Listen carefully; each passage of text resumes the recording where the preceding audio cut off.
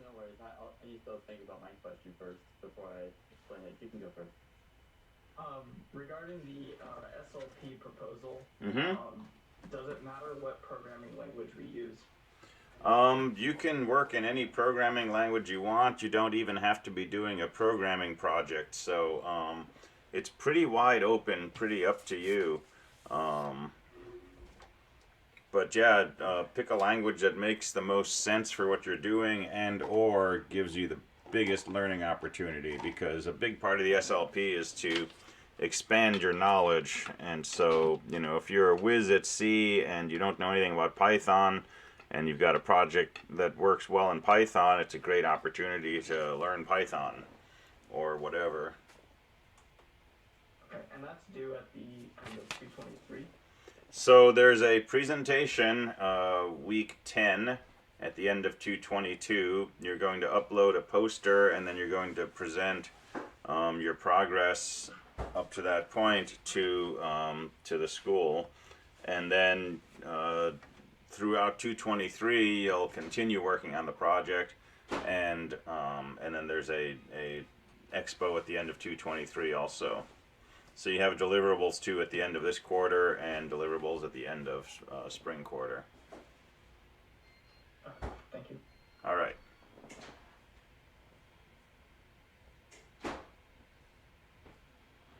So my question is that when we're free memory, every time you create a new memory slot for every new number the user entered,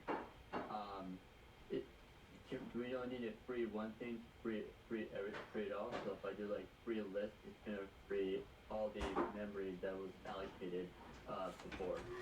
So free and malloc go together. So let's say I say malloc, you know, let's say I say p equals malloc something. It doesn't matter how many bytes I allocate, right? Malloc returns a memory address. And in this case, just for example, I'm saving that address in P. Somewhere, sometime, somehow, I need to free either P or, you know, another variable that refers to the same memory address that malloc gave me back. So each time you call malloc, it will give you a memory address. That address has to be passed to free sometime before your program exits. And it will free exactly the chunk of memory that was allocated by that call to malloc. Does that make sense so far? Yeah, I was wondering, like, if somebody created so many, or inserted so many numbers, if I need to create some kind of algorithm to keep allocating for every time they add a new number. And then when I do cleanup function, I need to be able to figure out how do I free everything that I have allocated from the add function. Does that make sense? It does. So I mean, one way would be to save all of the addresses that you've allocated somewhere, and then when you're ready to free all the memory, go through that collection of addresses and free them one by one. And in fact, you can do that, and in fact, you can save those addresses in a linked list, and guess what? You're already doing that. The linked list is itself a list of memory addresses that you need to free.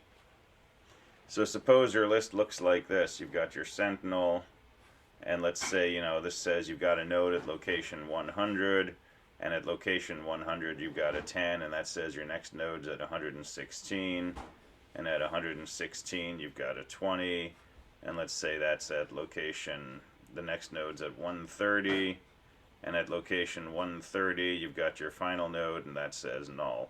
Let's say that's what your list looks like.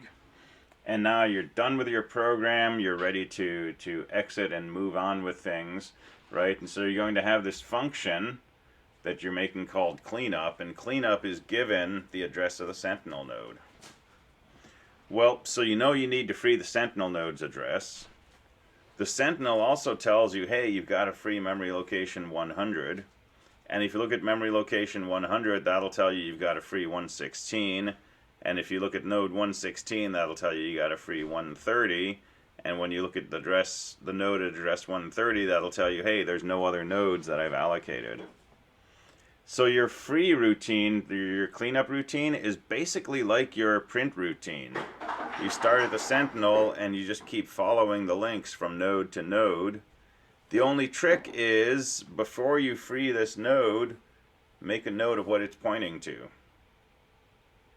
So start off with the sentinel node, make a note of what it's pointing to, free the sentinel node, and then if this was pointing to something other than null, go to that node, top of the loop, do the same thing. Make a note of what it's pointing to, free this node, and then if it was pointing to something other than null, go to that node.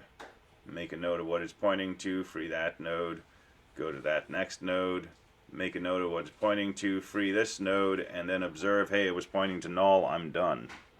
And then you're done with your cleanup routine. The visual image that I use sometimes is, you know, you've got a series of stones forming a path. And so if you want to, you know, describe what's on each stone, you start at the first stone, that's the sentinel, and you just step from stone to stone to stone. Well, the cleanup routine is basically trying to get rid of all those stones. Well, you can't get rid of the stone you're standing on, right? So you stand on a stone, you make a note of where it is, you step on the next stone, and once you're on this spot, you free that previous node. And now you go to this one, but once you're here, you free that previous node. And so you're kind of stepping up these stones in your wake until you get to the last stone, which you know, doesn't point anywhere. And so now you can just free that, and you don't have to do anything else.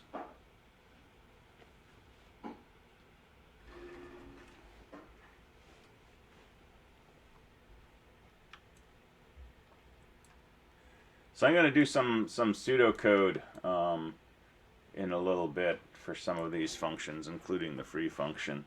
And yeah, go ahead.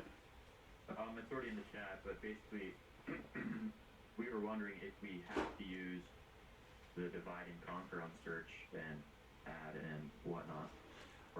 I don't think there's a place to use divide and conquer type algorithms here. Really, the way that you search is you just begin at the first node and you just keep moving through until you find the node that you want, or you reach the end of the list, in which case you say the node's not in there. And there's really no clear opportunity to do any kind of splitting your problem in half.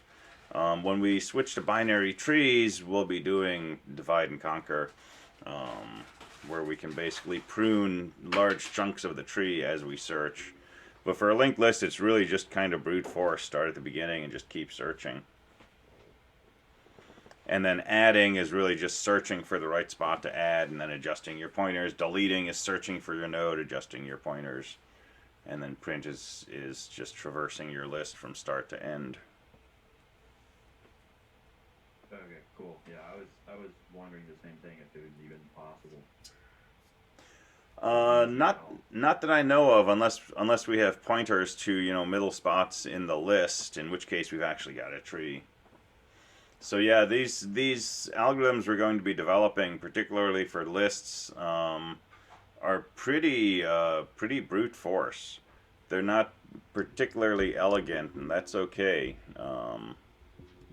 We'll see lots of elegance later in this course when we talk about things like AVL trees and stuff like that. But for now, it's just pretty much, you know, kind of the way a Neanderthal might traverse a linked list. No offense to Neanderthals. Yeah, because even if you save the number of members, you still have to traverse to the middle point. Yeah, yeah. And seriously, that's what a binary search tree will be. We'll save pointers to the middle of the list, and that'll let us do what you're thinking of. But we don't want to do that yet. We want to stick with a linked list.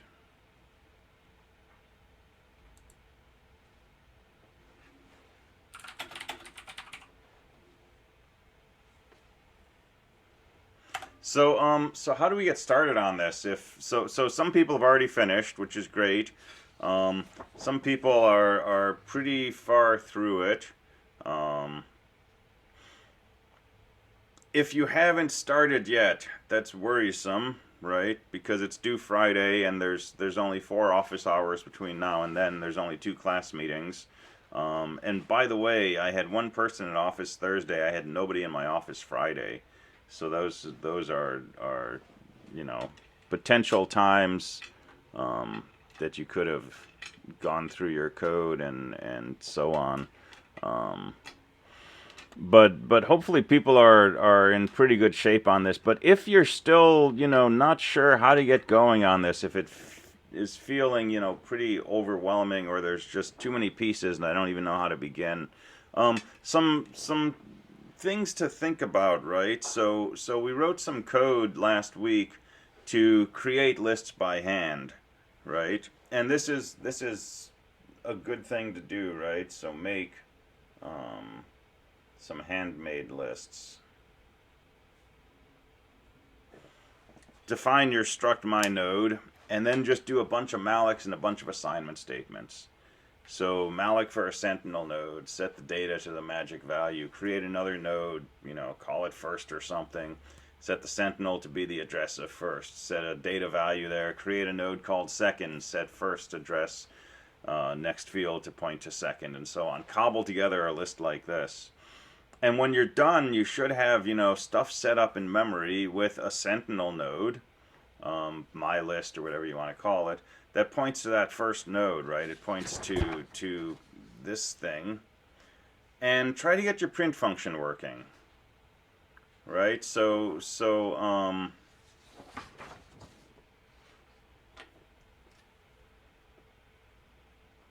get print to work.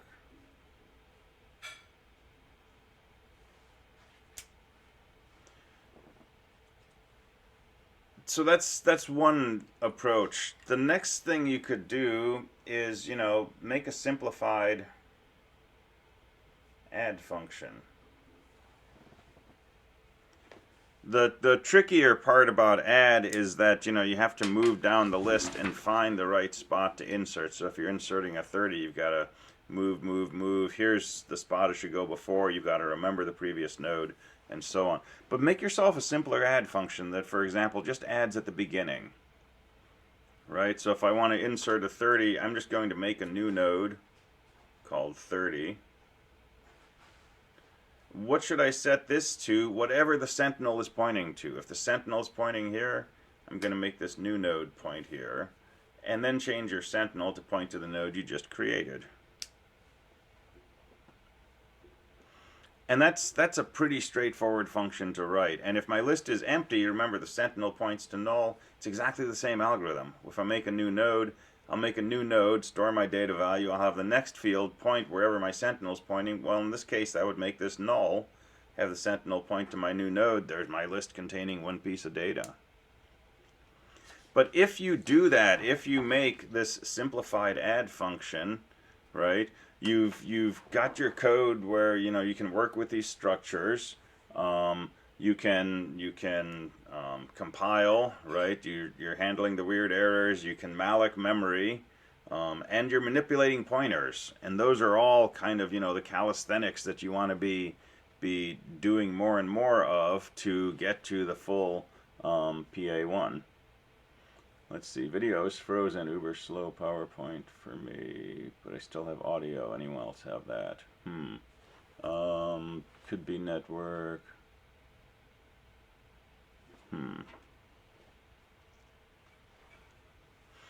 All right. Okay. It's pretty smooth for me, and I have horrible internet. Okay. Good to know. So you're fine. Okay. All right, so yeah, do a simplified add function, right? That will get you through these basic calisthenics, and when you're done, right, you have a way to put data into your list. And that lets you go ahead and do things like print, right, which you can be working on with cobbled lists that you put together by hand, but you know, now you've got something you can add a bunch of data to your list, and now you can call your print, and you should see that data coming out. Now, if you're adding in the beginning of the list, you're not going to get your numbers out in order, right? I might get like a 30 and a 10 and a 20 and a 50, but that's okay. You're just trying to get the bare mechanics to work. But you can also go ahead and do search, and search does not depend on the data being sorted. The data is sorted only, you know, because I wanted you to do something challenging with add, something more challenging. But you can write your search method, right? And then you can play around with delete and the real add.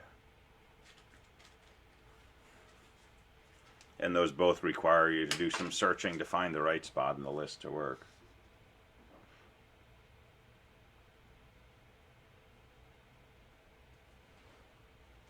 So that's one set of tasks, which is, you know, your functions.c. A second totally separate set of tasks is to work on your main program. And you can structure this a lot of different ways. And so let's do some pseudocode for this too in a minute.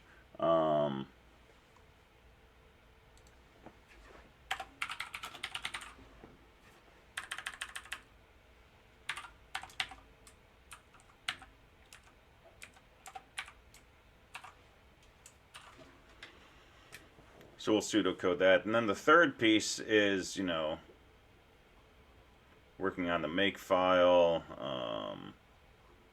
program structure, and so on. And that's probably something to do closer to the end, right?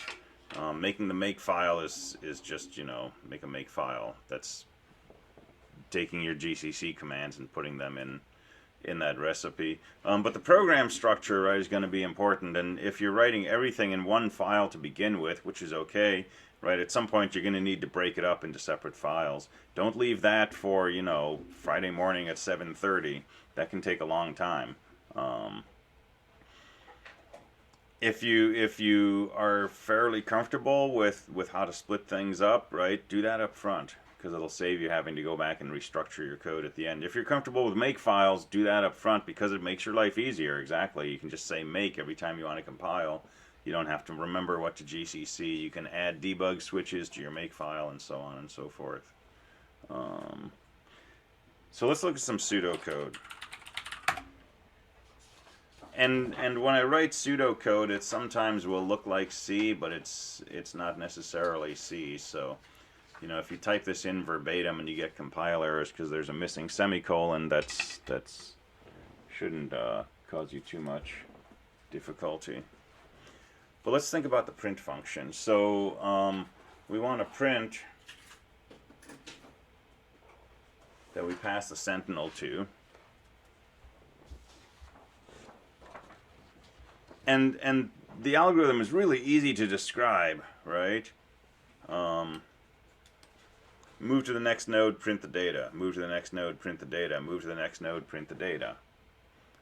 Right? The algorithm is straightforward to describe, but actually putting this into a program that a computer can understand, not so straightforward. But let's sketch this out. And I'm going to, you know, be cognizant of the fact that we don't want to print the 1, 2, 3, 4, 5, 6, 7 in the sentinel node. Right? We really want to start with the thing the sentinel points to. So let's try something like this, and you're going to see this and write this over and over and over again. So let's make a temporary variable. I'm just going to call it temp.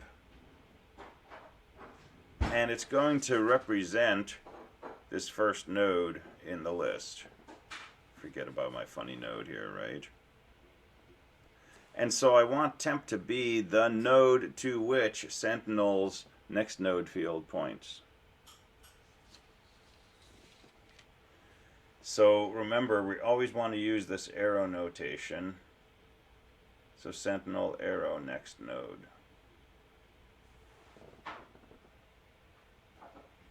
And I will throw some C in here just because it's the first time we're doing this. What kind of thing should temp be?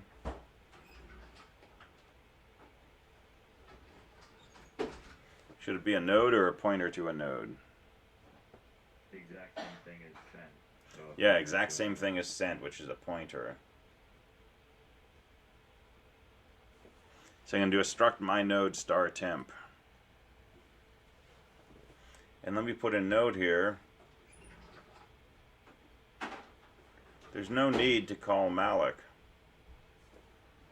We get worried about seg faults, and so we start calling malloc all the time. But we don't want to call malloc to allocate space for temp. Temp is going to be assigned an address. It's going to be given the address that the sentinel is pointing to. If I call malloc up here, I'm going to be allocating memory that I have to free. And the only way I can free it is before I change temp, so I would have to call that malloc with an immediate call to free, and that's just wasting time. Right? Don't allocate memory unless you need memory.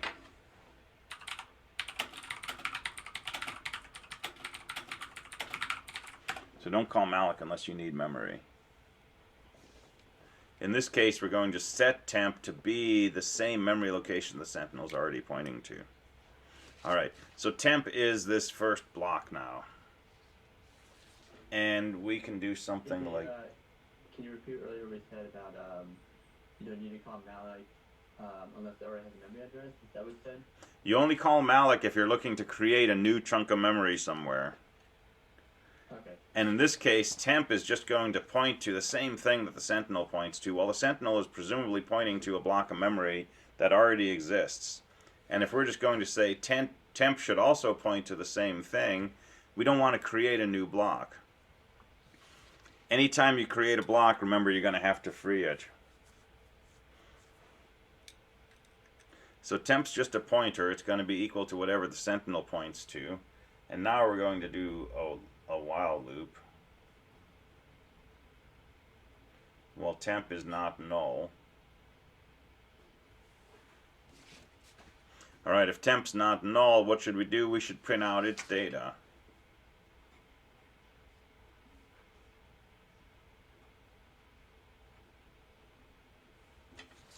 That's the only thing we need to do, but we need to move down the list, which means temp should now change to point to this next node. Well, how do we find the next node? It's this thing right here. It's the next node field of temp.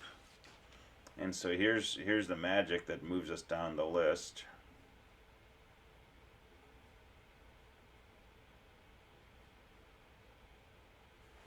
And there's your whole print routine.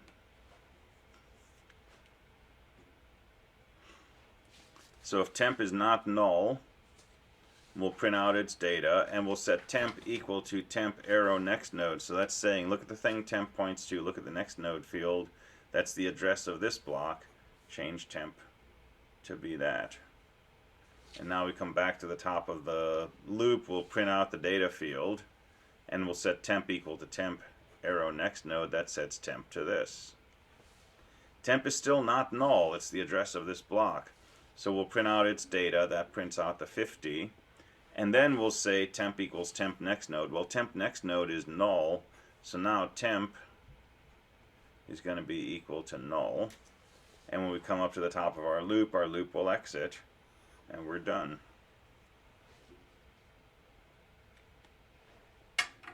Now, I'm kind of curious about the next node. How would the next node know where the next memory address is? Because when you created the list, that's what you saved in the next node field. When you add a node to the list, remember we're going to say something like previous next node equals new node. We'll pseudocode an add function next. But while you're creating the list, you're setting up these next node fields to point to the new node. So if I'm putting a new node in here, let's say I'm making a node that's 15, what I'm going to do is I'm going to take this node and point to the node that should come after it, but I'm going to take the previous node and change it to point to my new node. So now when I do my print routine and my temp is pointing right here, I'm going to print out the 10. When I say temp equals temp next node, temp's going to point to this new block. And the next time through this loop, it's going to print a 15, and then temp's going to point to this block.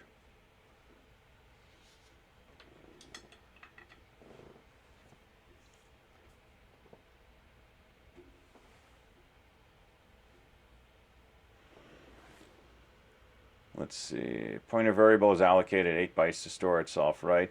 On a 64-bit machine, pointers will generally take 8 bytes. On a 32-bit machine, they'll probably take 4 bytes. When you call malloc, you always get, you know, a multiple of 16, I believe. First two nodes look like a face. Yes, they do. So if you wanted to print the data, would you just set an int to temp.data? Yeah, or you can actually just print temp.data. Temp arrow data is an int, right? So I could do something like, you know, printf %d.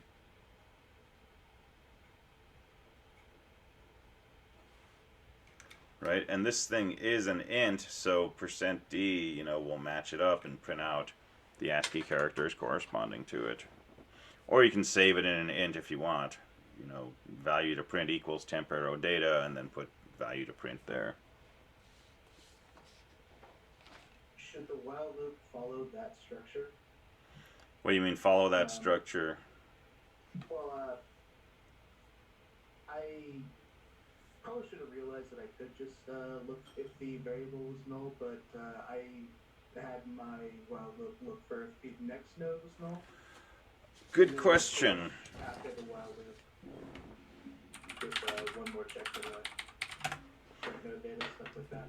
So yeah, there's a number of ways to do this. So we could start off with temp equals sentinel. Well, temp next is not equal to null.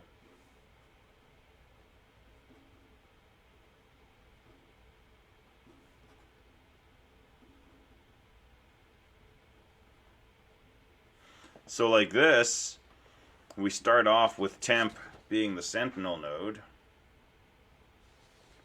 And as long as it points somewhere, we'll go ahead and move to the thing that it points to, print out its data field. And then top of the loop, as long as this is pointing somewhere, we'll change to that node, print out the thing in its data field. Right, so that should work perfectly fine. Some other algorithms that we'll work with later with other data structures is that we'll get into trouble sometimes because sometimes our sentinel will be null. Now that's not going to be a problem for us with linked lists because the sentinel is never null.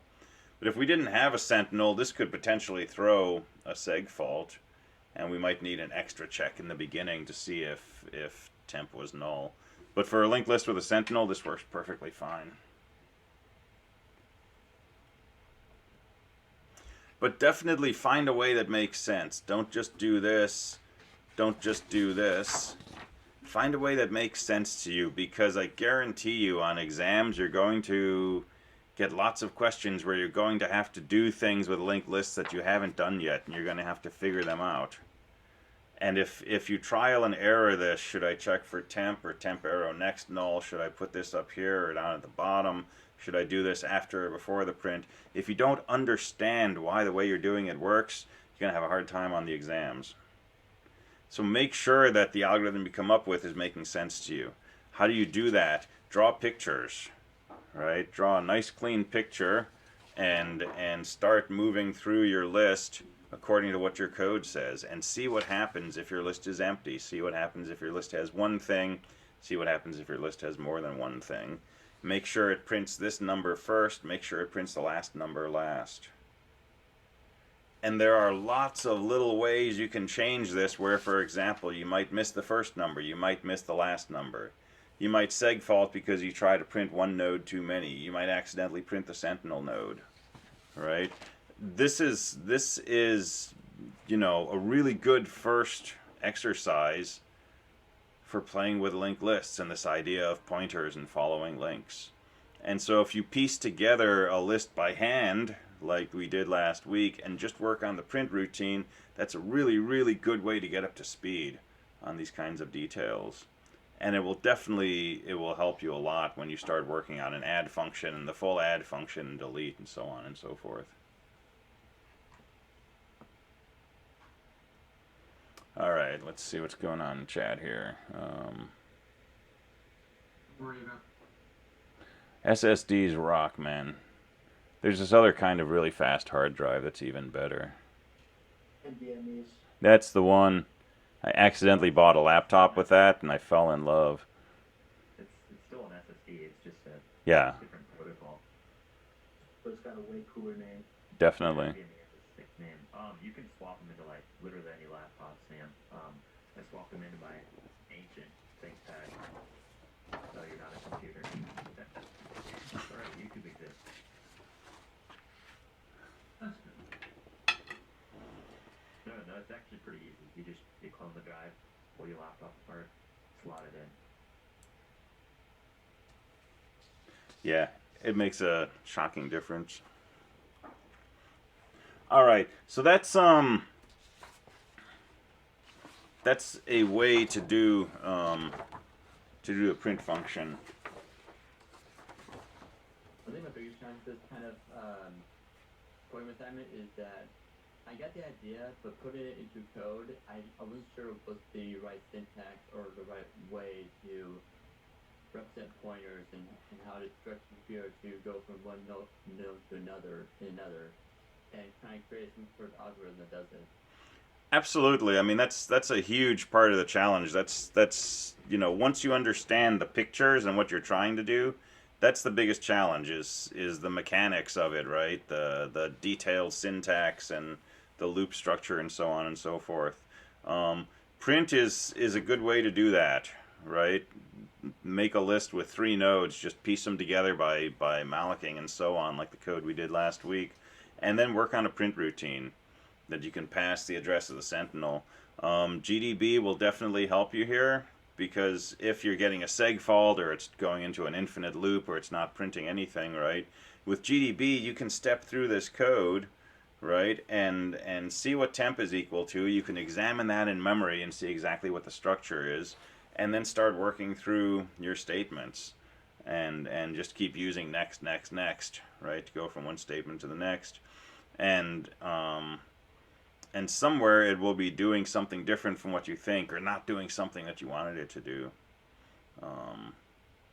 But it's a whole lot easier once you have some code to debug, right? Trying to imagine what the code should look like will be really frustrating, and it leads to brain lock, where people will typically sit in front of their computer for an hour or two or more, staring at the screen, staring at their notes, unsure how to begin, right? That's not a really good feeling.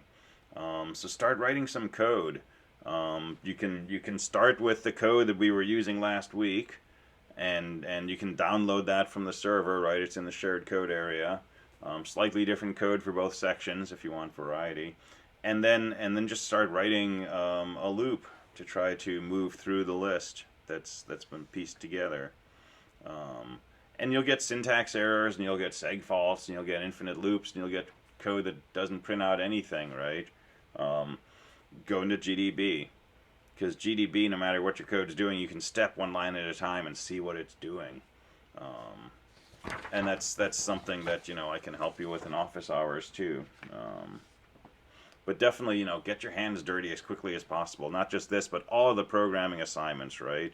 As soon as you see the programming assignment, you understand what it's asking, get in there, right? Start making pictures, start sketching out algorithms on paper, right? And then as soon as you understand what is supposed to happen, start writing code and try to make that happen. I somehow managed to do this assignment with only a couple seg faults and no unexpected leaks. Cool.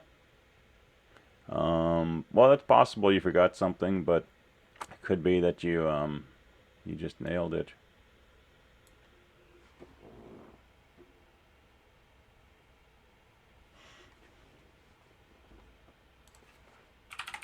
All right. Well, before we go further into the list, let's talk about the main program. So your main program is this simplified user interface, and remember you print. Oh, good. Someone liked GDB. You print a prompt in the beginning, and you get input from the user, and there's only a few options for how the user can make a request, right? They can say insert a number, They can say print, they can say search for a number, they can say delete a number, and they can say exit. And that's really it. So, so what do we do? What's our main program look like? So first thing you want to do is create a linked list, right? And we create a linked list by calling the init function, right? Remember, you should never call malloc inside your main program. If you do, you're breaking the firewall. Well, we could do something like struct my node. And what are we calling our sentinel? Is it my list? I don't think I rigidly said what you have to call it, but I'll go with my list.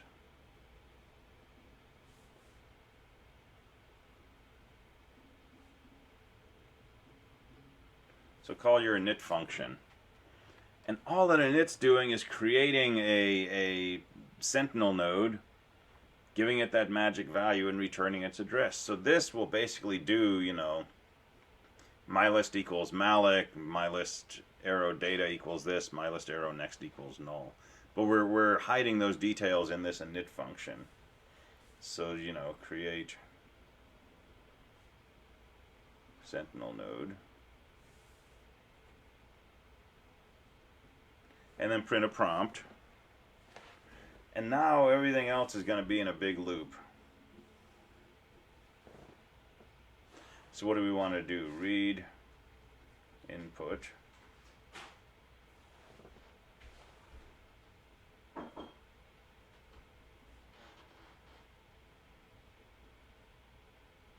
If your input has the form I followed by an integer, then what do? We do, we're trying to insert the number into the list, but the instructions say, you know, when you try to insert, provided the node is not already in the list. So you're going to print either success, out of memory, or node already in list. So your insert function in main, your code in main that's going to call insert, has to make sure you're not trying to insert a duplicate. So the first thing I would do is something like this. If search my list comma n, right? So call your search function, which you've already, you know, got available, which tells you if a number is found. If the number is found, it'll return a 1, which is true. So if search returns a 1, print, you know, already in list. What I did was I put that if statement with the search function inside of my function.c with the add function. Does it really matter does it matter if you put it in a function.c or if you put it in main.c? So functions.c should only have those functions, those 6 functions that were specified, and any things that those functions use. And the add function doesn't check for duplicates. So the code that's checking for duplicates, I would put that in main.c. Okay, noted. Okay.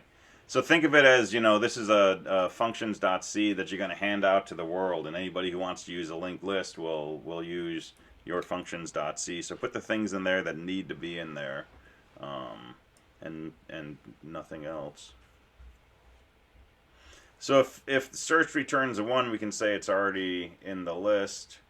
Else if insert the number, print success, else we're out of memory.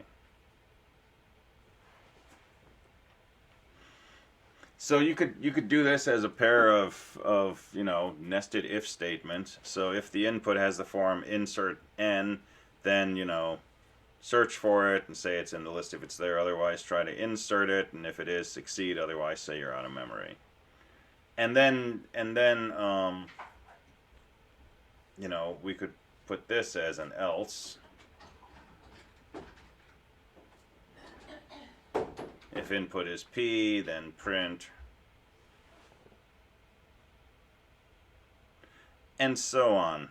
If it's a search, then look for the number, and you know, call search and print out either it's found or it's not found. if it's delete, and so on and so forth. And this will work, and we've got, a while loop with a set of if statements, and each of those if statements has a series of if-then-elses inside. And that can be a little tricky.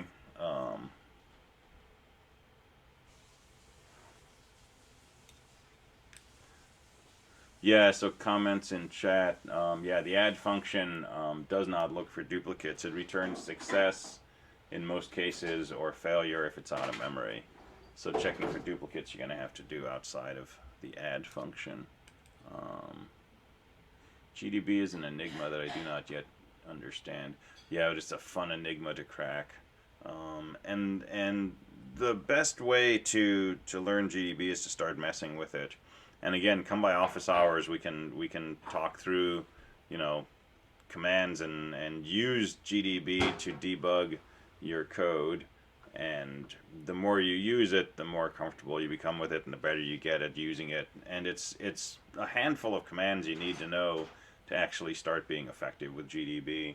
And it's just kind of like going through those. So that's something that can be done in office hours too. Your add function should never print anything. That's a big no-no for this idea of an abstract data type, because nowhere in the description of a linked list will you ever find a description of insert as, printing something. And you might add a million things to your list that already exist, and your code would suddenly be printing out a million error messages, when in fact it should just be, silently doing nothing. Or in our case, just adding duplicates. So definitely don't put print statements into your functions.c code, except for the print function itself, which should print.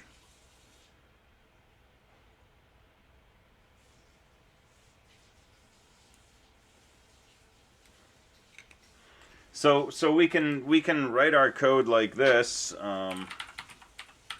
but you can also modularize your code, right? So we could make this simpler if we simpler to look at and simpler to develop and maintain. If we took all of this and moved it into a new function, and this would be a function that I would write in my main.c. And I would call it, insert a number or something like that. It's my own function. I would specify exactly what it does, what the arguments are, what the return is. But I would pass it, for example, the sentinel node and the number I'm trying to insert. And this function would do all of these things. It would call search to see if the number's already in there and print a message if it is, and return. Otherwise, it would call insert, and if the insert method, succeeds, it'll print out success and return. Otherwise, it'll print out of memory and return. And now my main program looks like read the input. If the input is an I command, call insert. Otherwise, if the input is P, call print. Otherwise, if the input is S, call search. And now my main program gets smaller, right? It's basically one big long if statement inside a while loop.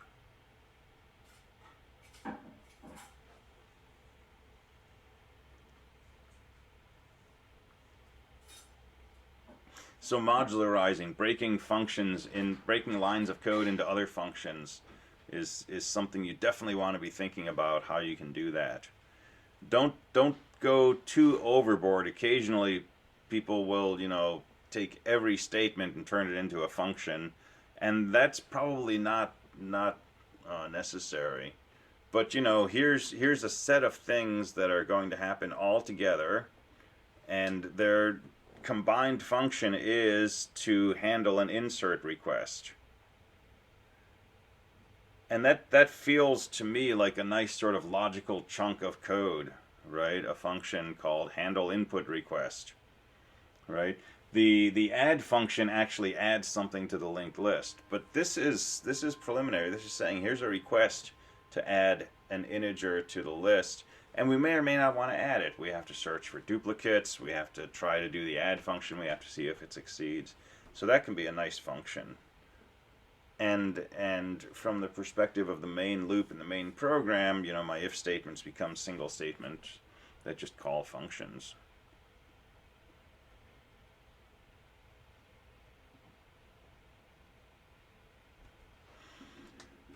but sometimes, you know, if-else statements can be cumbersome.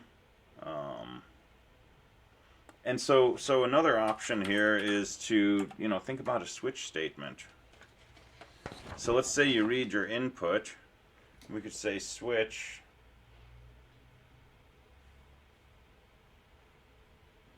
on the first character of our input.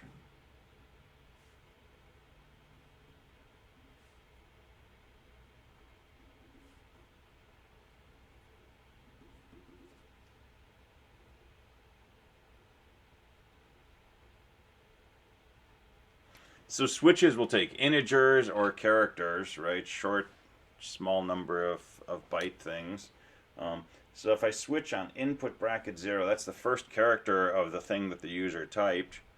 And if that's an I know they typed some command starting with an I. And I can put in, you know, either my function call or additional parsing or something like that. And at the end, you know, I can say break, which takes me out of my switch statement. But if the first character was a P, it will start executing this code, which can end with a break, and a D, and so on. And if the first character is not anything that I've specified in the case statement, my default statement will execute. And so now I can say while, and at the bottom of my switch, I can print my new prompt, and then go back up to the top of my loop.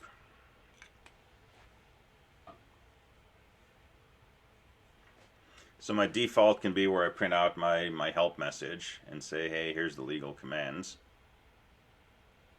And then each of these could be, you know, a few lines of code to do some operation, or it could be a function call if I've modularized a bunch of lines into separate functions.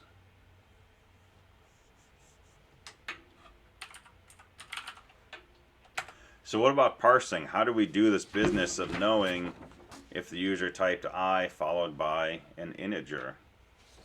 So maybe once we've decided that their command begins with an I, we can do something like, you know, something 224-ish.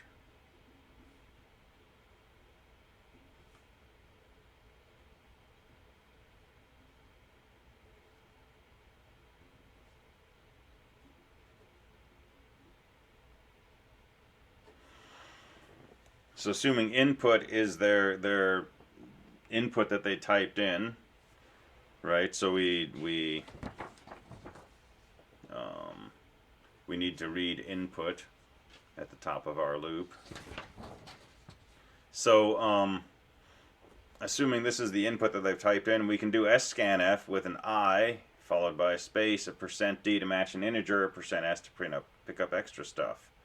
We'll ask %d, we'll ask whatever matches that to get stored in an integer n that we pass the address of.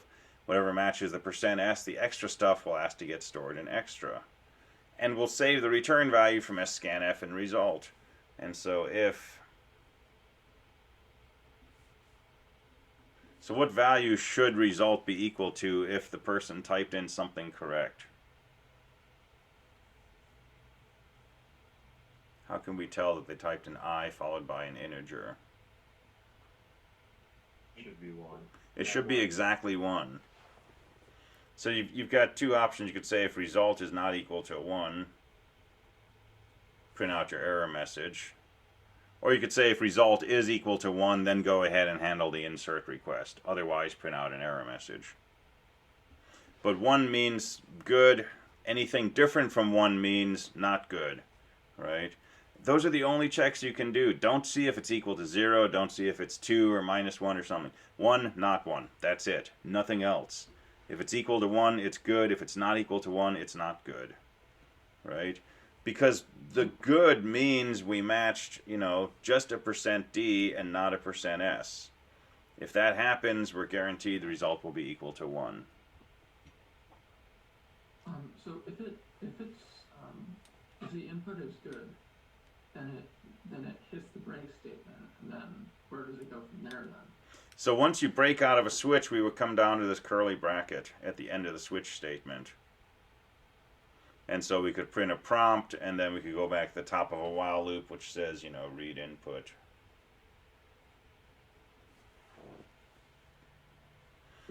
Or the top of the loop could, you know, print a prompt and read input.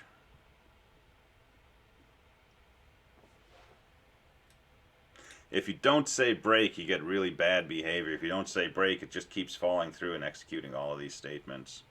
And that's really confusing the first time it happens, or the second time.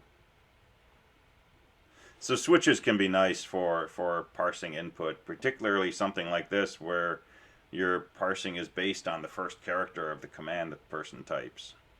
That's why so many command line tools, you know, take a command first with a distinctive first character. I did a lot of if-else statements just because I'm not fancy yet. Yeah, and if-else works perfectly fine.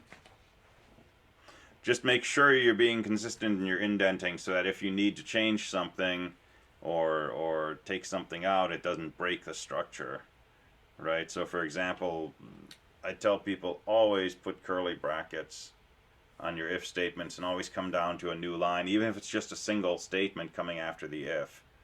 Because if you decide to add a second statement, you don't have curly brackets, the logic will change. And then you find yourself in the disturbing situation of randomly adding or removing curly brackets to try to get rid of errors. And that's never a success, recipe for success. So make sure you're consistent in how you indent and use brackets.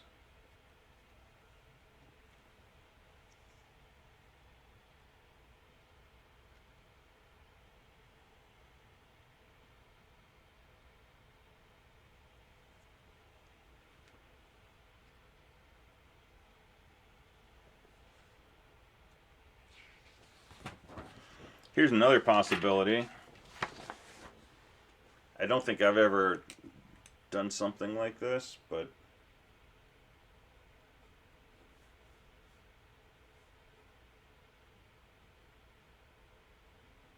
let's print a prompt. Let's read our input. You could make a function whose job is to look at an input line and decide whether it's an input command, an insert command, and if it is, handles the insert command and returns a 1, otherwise it returns a 0. So now I could simply write a set of if statements. If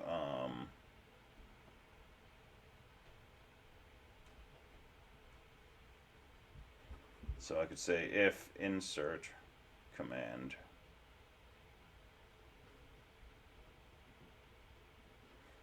input continue. If print command input continue. If del command input continue. And at the bottom I could print error message. And now I'm doing almost nothing in my main program, in my main loop, except you know, trying different ways of interpreting the user's input. So I print a prompt, I read a line of input. I call a function which checks to see if that input is an insert command. Is it an I followed by something? And if it is, this will process the command, either print an error message if it's not formed well, or actually do the insert, and return a 1, which will make this if statement true, and I'll go back up to the top of my loop. If it's not an insert type command, if it's something that starts with a P or a D or a W, right, this if statement will fail, and I'll go down and I'll call my print command function, which will check to see if this is a simple line containing just the letter P. And if it is, it will print out the list and return a 1, and I'll go back up to the top of my loop. Otherwise, I'll go on to this one.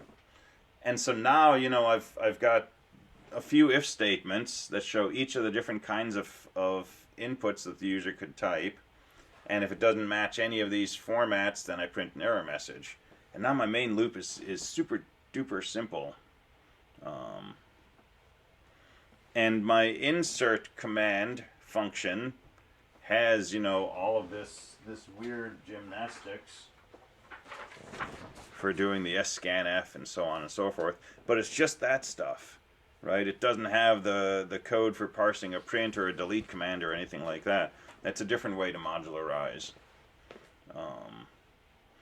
And it's what you're comfortable with, what feels good to you, what feels to you like, okay, now the customer has told me they want 10 new commands added to my program.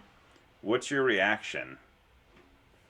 Oh, dang, now I'm going to have to start all over again. Or, oh, that's easy, I can do that at lunch, right?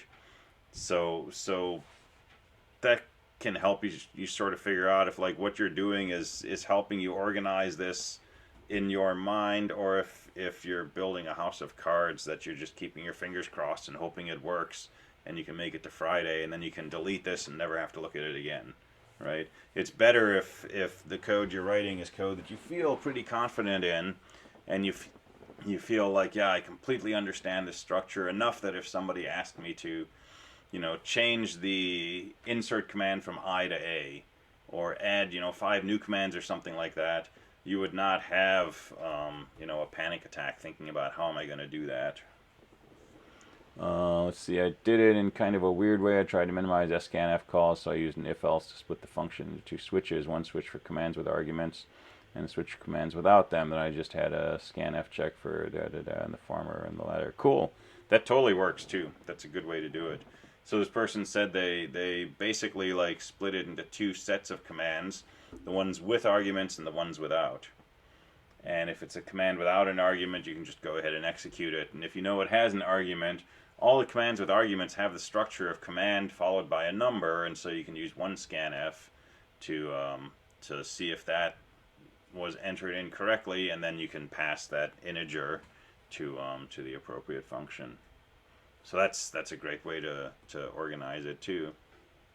The goal is to find an organization that works for you, and that's a trial and error thing. I'm giving you a number of suggestions. Some people in chat are giving you other suggestions. Experiment, right? And try to get to a point where you don't feel a sense of dread when you hear the word parse, right?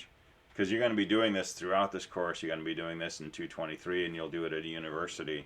And it's just finding something that makes sense to you. And the one that you come up with will be the one that makes the most sense.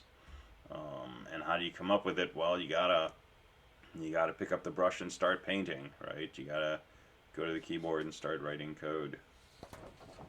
But once you figure that out, life gets so nice. It's good stuff.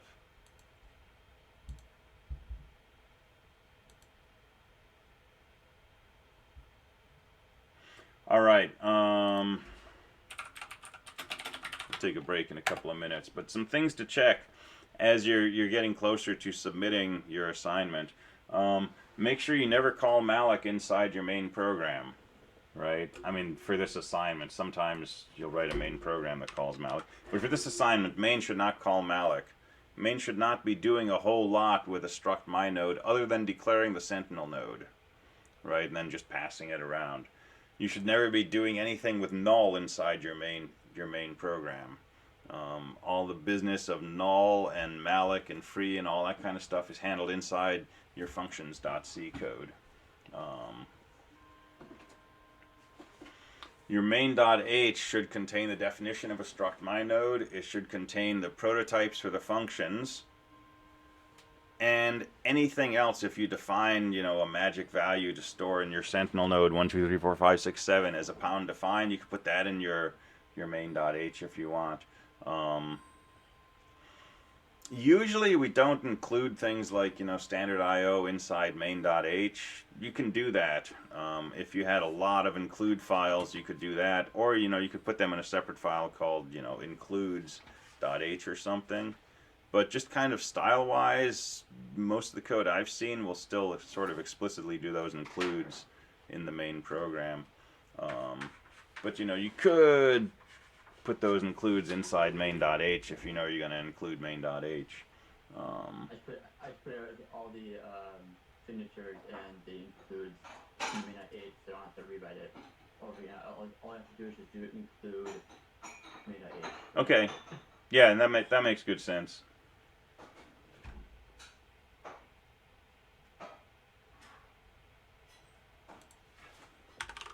All right, so let's do a 5-minute break, and when we come back, let's go through more pseudocode. Let's go through some pseudocode for a simplified add function. Let's write some code for a simplified add function, and then look at pseudocode for the real add function, and delete and search. So let's come back at 5 minutes. All right, so I'll see you back here. Hello.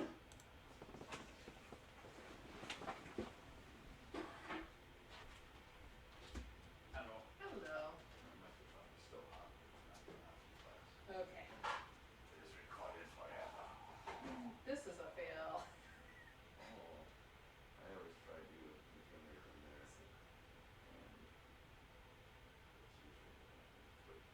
Look at the cool.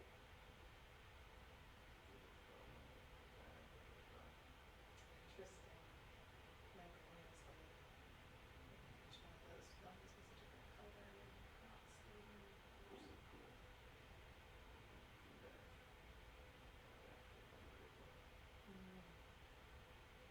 That would be fun to start putting like different kind of smart things.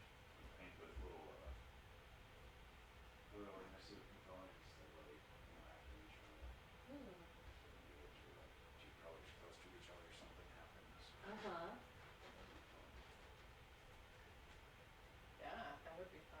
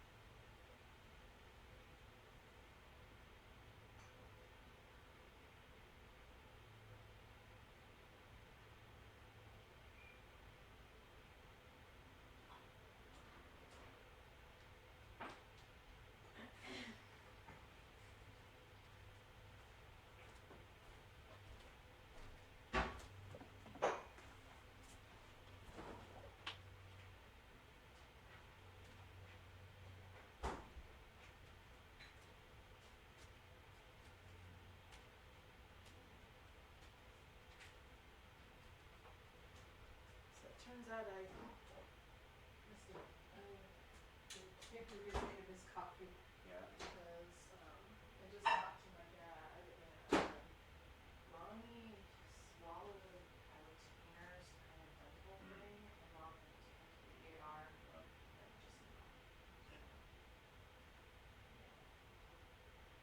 All right, it's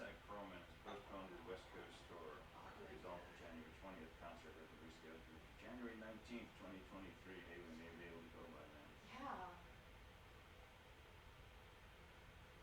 They're holding the current seats until March 1st, 2022. If you're lucky, attend next year's concert. The remaining current seats, please contact. Cool.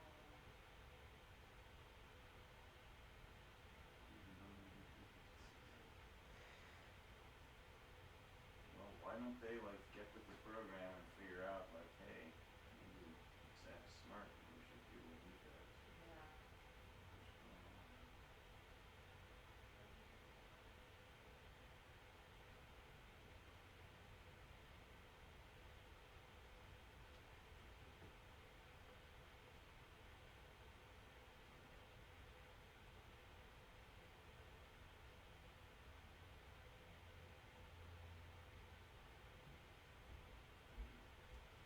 Oh, I found out why that happened. I'm out of data, Oh, so it'll send when I'm on Wi-Fi, but it won't send when I'm not. So okay.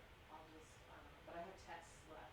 So until I renew my data, I'll just send you texts instead if I need to get you when I'm not here.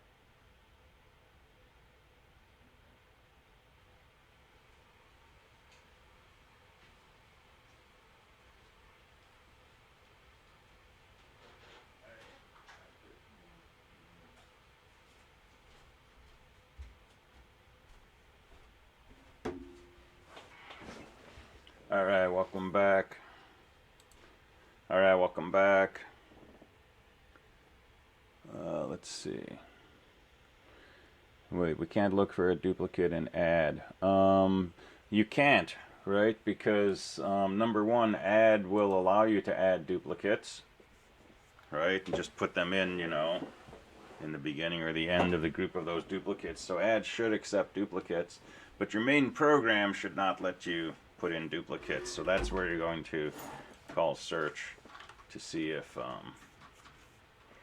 there's a dupe in there already.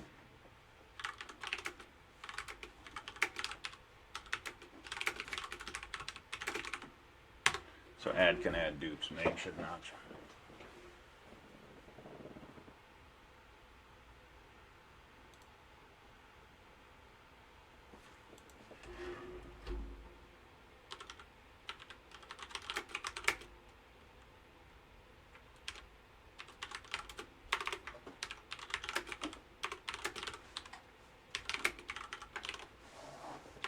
Alright, so let's look at some pseudocode for a simpler version of add, which is just inserting at the beginning. So let me draw one linked list picture up top. So here's our sentinel. And let's say it points to a 10, and let's say that points to a 20. And suppose we say add, and we give it a sentinel and a new number like, 15. And we're just going to insert in the beginning of the list. We're not going to worry about finding the right spot yet. Let's just think about the code for adding right to the beginning of a list. So,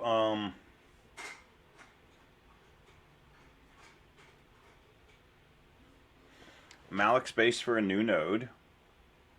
Right, so malloc size of struct my node. Let's just call it new. Declare that to be a struct my node star. And so here's our new block. And I'm going to call it new. And then we want to store the data value. Right, so let's suppose that the argument to our add function is n. So I'm going to say new arrow data equals n. That's going to put my 15 right here.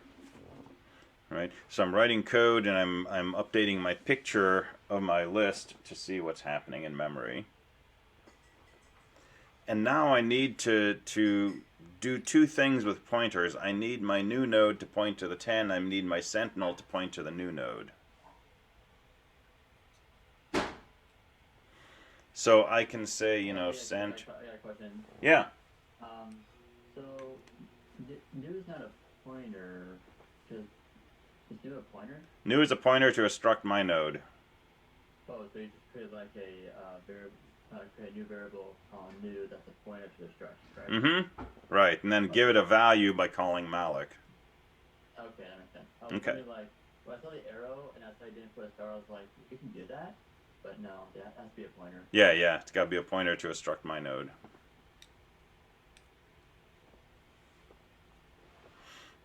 All right, so I need my sentinel node to point to my new node, so I can do sent arrow next node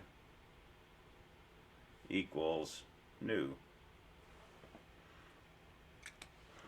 And this can wake you up in the middle of the night, making you wonder. Because Sentinel is a pointer to a my node. So sent arrow next node says go to the thing that sent points to, right, which is this block of memory. Look at the next node field. That's the contents of this lower part of the rectangle. That is an address. New is also an address. New is a pointer to a struct my node. So let me go ahead and add that here. So this is the address of this block, and if I say sent next node equals that address, that will take the address of this block and put it into the lower part of this rectangle. What that's doing in my picture is having this node point to that node. But this is all terminology that you know I toss around, but until you've actually like thought of this yourself, it's just words, right? And we're not, you know, stuffing this block into here, even though we're doing an assignment statement. We're really playing with pointers. So we're saying the thing to which this points should be this new node. We're making that happen. Yeah, go ahead. So would you put like I don't recall it. It's like an address of new instead of the new value itself. Exactly. We're taking the address of new. That's what we're storing in this lower part of the rectangle. That makes a lot of sense. Perfect. Awesome.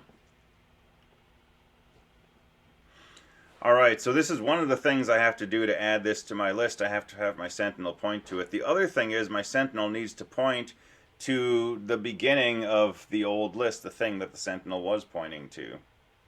Well, after I've done this, I don't know where this node is anymore. The only thing in the whole program that told me where this 10 node was Sentinel's next node value. So I want to use that next node value before I change it. Or I want to save it somewhere. So before I change Sentinel next node, I would do the following. I would say new arrow next node equals Sentinel's next node.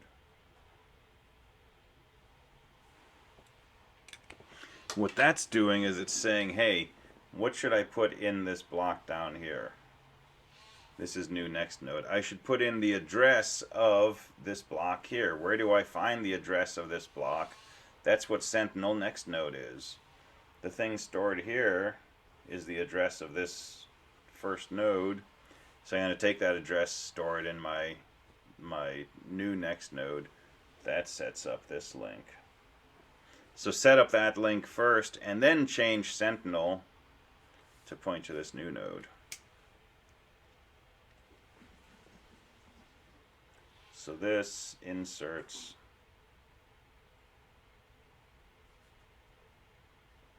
at the beginning.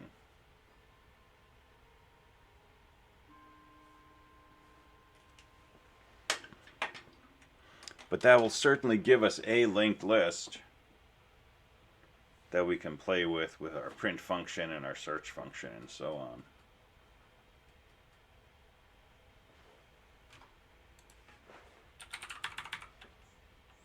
All right, so let's write some code.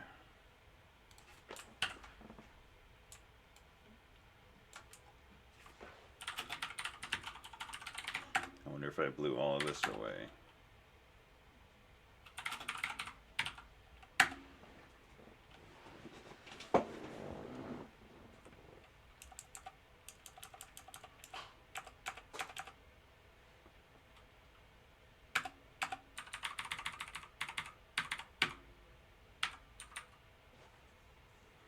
All right, so I'm going to switch to this notation that I want you to always use, which is this arrow notation.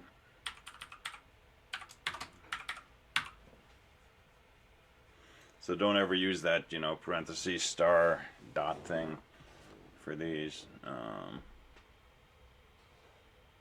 Current node, next node number. Yeah, I know, it does make it beautiful and elegant. All right, and remember, in our actual program, we wouldn't be calling this inside main, we'd be calling init, but you know, we're just writing some test code here. So I'll allocate space for a sentinel node, I'll set the data value, I'll set the next field to null. Okay, so let's add some numbers.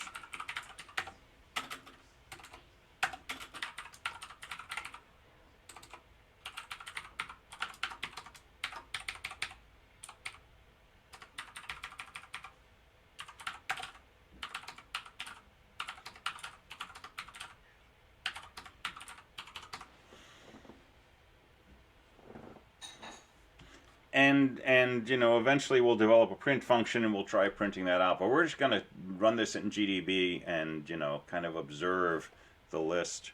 But let's make this. I have another question. Mm-hmm.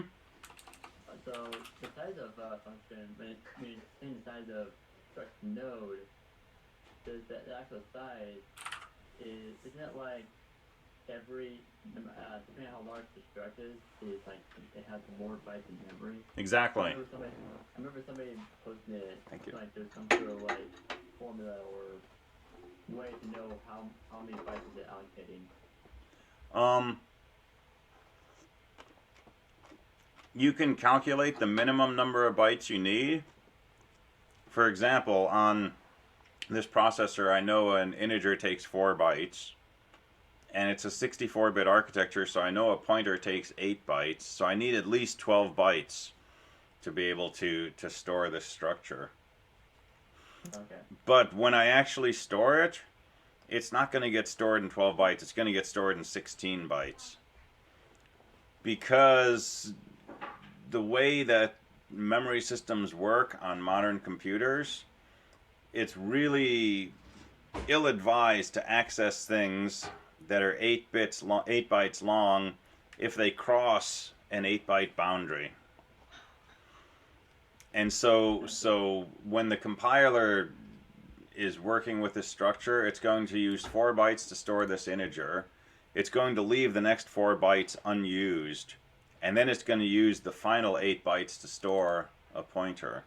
So it's going to be integer, blank space, pointer, pointer. And if I don't realize that and I just add this up and I say, oh, let's just give me 12 bytes, I'm going to get a seg fault at some point because I'm not going to have enough memory allocated. So size of will take care of that for you. Alright. Is there, oh, when I posted it. I was gonna say, like, if there's like a list of like struct and pointer byte formula. I remember like back in CSE222A, like my teacher, I think his name is Scott, Mm-hmm. he gave like how many bytes the integer holds and so on. Mm-hmm. Would you make a list for pointers?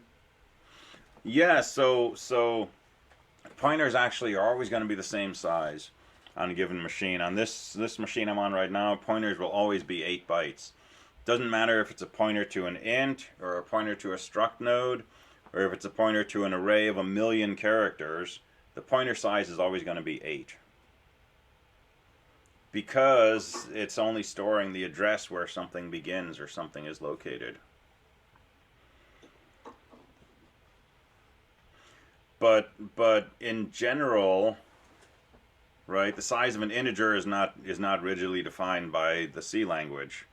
If you're on an Arduino, an integer will be 2 bytes. If you're on a machine like, you know, an x86, an integer will be 4 bytes. And it depends on the architecture of the machine. And then these padding rules depend on the architecture of the whole computer. the memory organization and so on and so forth. So size of is there to basically absolve us from having to figure these things out.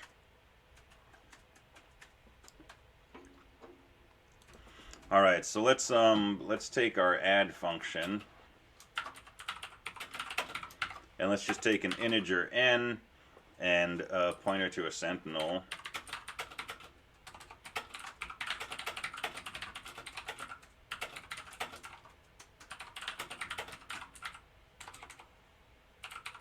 And let's add to the beginning of the list, and by beginning I mean right after the sentinel.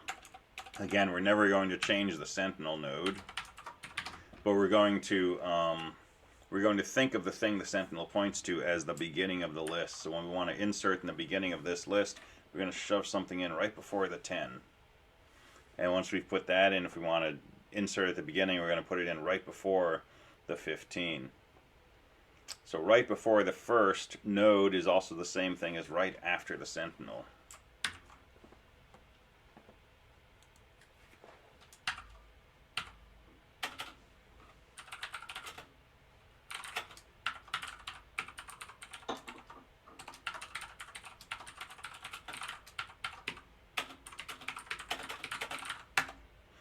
So we'll create a new node. That's our call to malloc. So we're making a block that can hold, you know, data and hold a pointer, but doesn't hold anything in particular yet.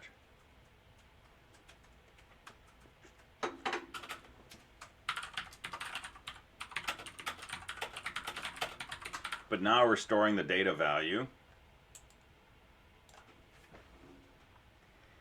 So whatever value n we're passing to the add function, 20, 40, 50, etc., we just save that in that top part of that little block. That's the data value.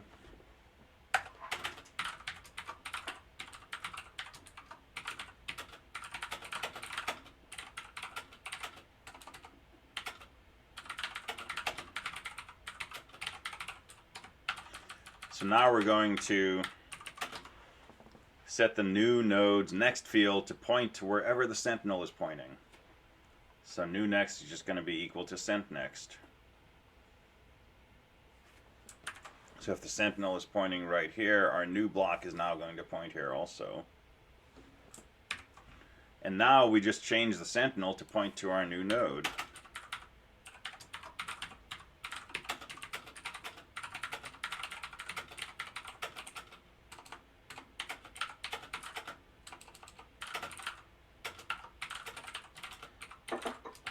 So that's our new first node of the list.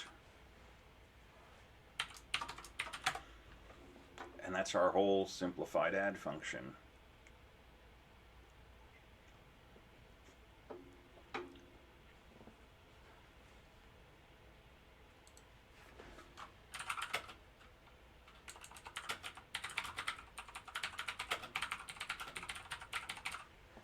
All right, so here's the really weird thing about this, right? We can call this same add function, execute these same statements, but it modifies different locations in memory each time that we call it. If we didn't have this call to malloc, then, you know, we'd always be changing the same variable's data field. We'd always be changing the sentinel to point to the same variable. But each time we call malloc, new is basically a new block. It's a new rectangle on the piece of paper in a new spot. It's a new location in memory that's available to be used that's completely separate from the previous time we called malloc.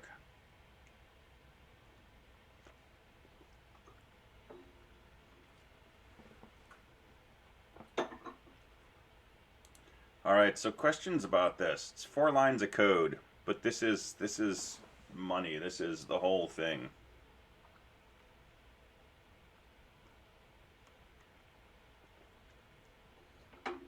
This is the example of dynamic memory.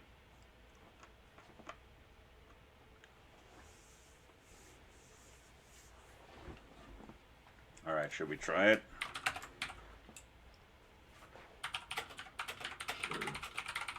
What's the worst that could happen? All right, so I'm going to start adding some things. And so let's look at what we have in memory now. Here's our sentinel node. If I say p star sentinel, it'll show me a nice representation of this struct node. There's the data field, there's the next field.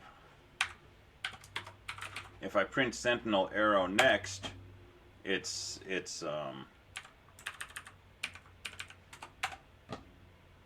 this thing.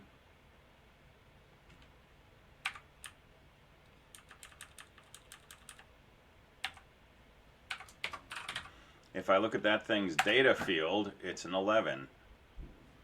Well, 11 is the last thing that we added to our list. And since we're adding in the beginning, the last thing that we added is going to be the thing that comes right after the sentinel.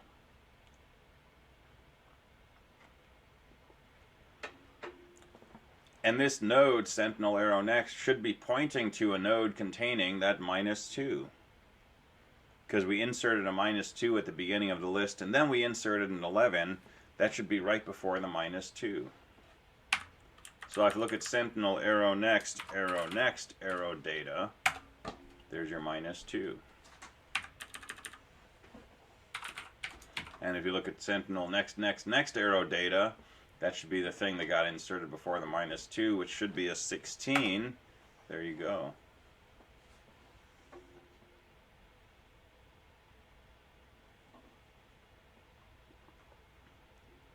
I think it's going backwards in the linked list for me. Mm-hmm. And it's going backwards because if we say something like add 50, 16, -2, and 11,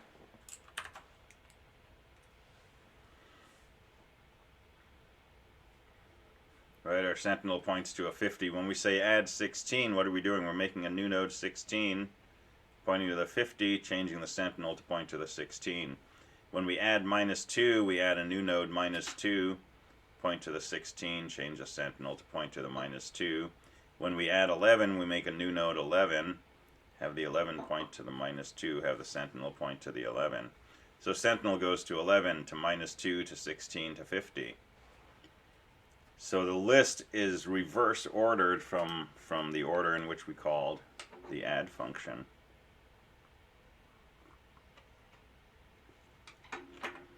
And that's because we're storing at the beginning. Now if we stored at the end, then we would add a 50, and then if you put in a 16,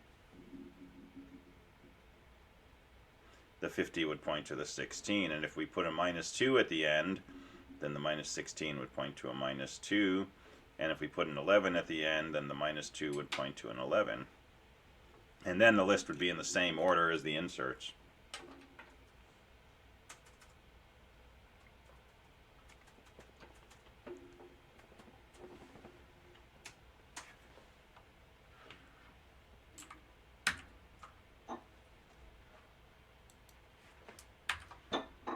So that is an add function. Like I say, it's not the one that you want for your final version of your code, but it's a way to, you know, make yourself a list and quickly, you know, build a set of nodes that are linked together in this linked list way.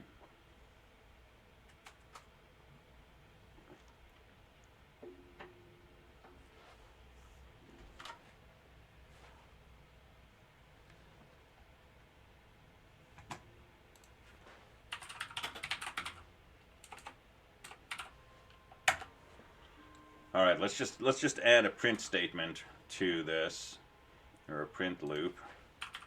And this is deliberately going to seg fault, but let's do it anyway.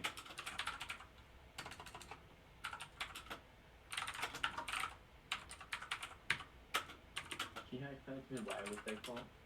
Because I'm going to write it sloppy. Because I want you to figure out how to avoid the seg faults. So I'm going to make a struct node pointer called temp. I'm going to initialize it to the sentinel.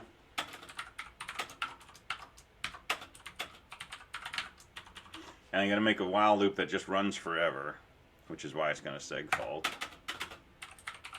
Isn't it going to seg fault because you did sent instead of sentinel? Actually, that's going to give me a compile error. Sorry, that's gonna... Thank you.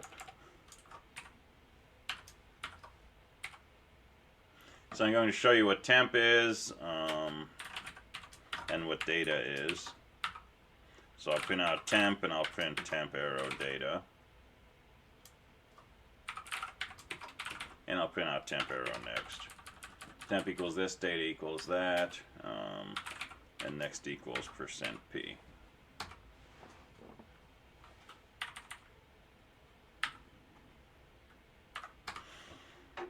I'll format it. All right, so we're just going to move through the list in some C code, and we'll see what happens to our temporary variable. So I'll start off with the temporary variable being equal to the sentinel. I'll print out the value of that variable, which will be its address. I'll print out its data piece, temp arrow data, and I'll print out its next piece, temp arrow next.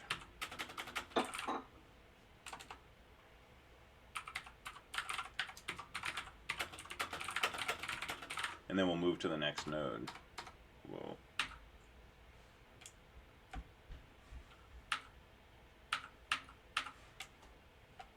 Alright, weird stuff just happened.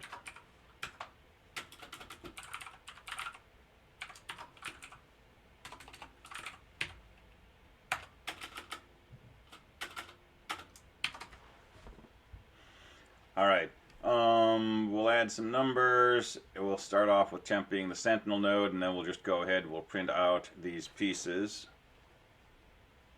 And we'll move down. Space over a tab kind of guy.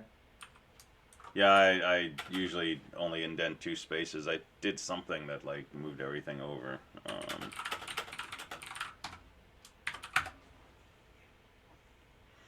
Alright, so let's run this. Let's see what it does.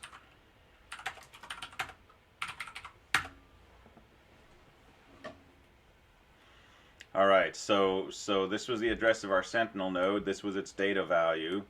This was what the next field was equal to. So we said temp equals temp arrow next. So now temp is equal to, guess what? Exactly that value that was in the next field. So temp is here, the data value is 11, and the next field is something ending with 300. So now we set temp equal to that thing ending with 300, the data value is -2, the next field is 2E0. And then there's the 16, and the 50, and the 40, and the 20. The data value is equal to 20, and the next field is equal to nil. And so when we say temp equals temp arrow next, temp gets set equal to null, which the print function calls nil. And when we try to print out temp arrow data, as someone said in chat, that's going to give us a seg fault. So if we don't want a seg fault, instead of looping while 1, right, forever, we could loop while temp is not equal to null. And then we would still execute this statement, but at the top of the loop it would say, hey, you know, temp's equal to null now, and it'll kick out without the seg fault.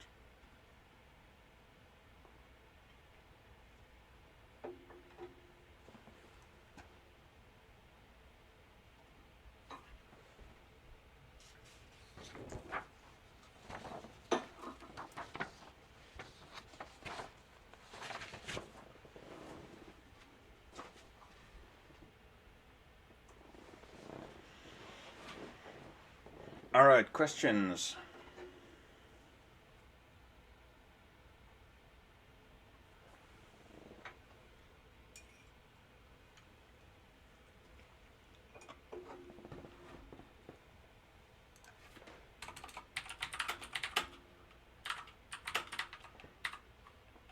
We're All right. definitely ordering the list in the add function, correct? Yeah, so I want to go through the pseudocode for the real add function so that these things will come out in order.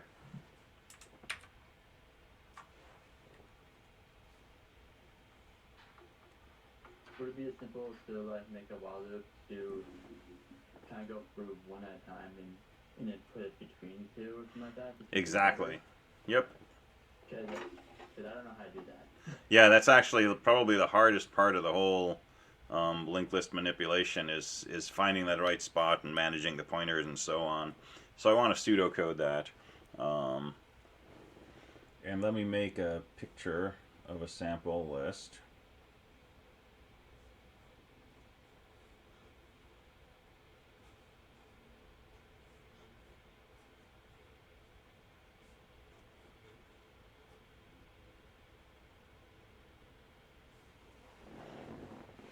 That's a 30. So suppose this is what we're trying to do. We're trying to manipulate a linked list that looks like this, and we're going to add a 15. So we're going to sandwich it in between the 10 and the 20. And let me see if I can do something about this.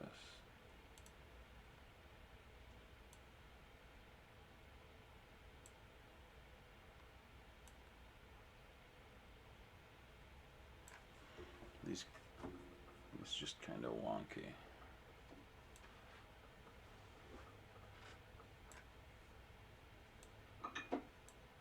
And my hands are green.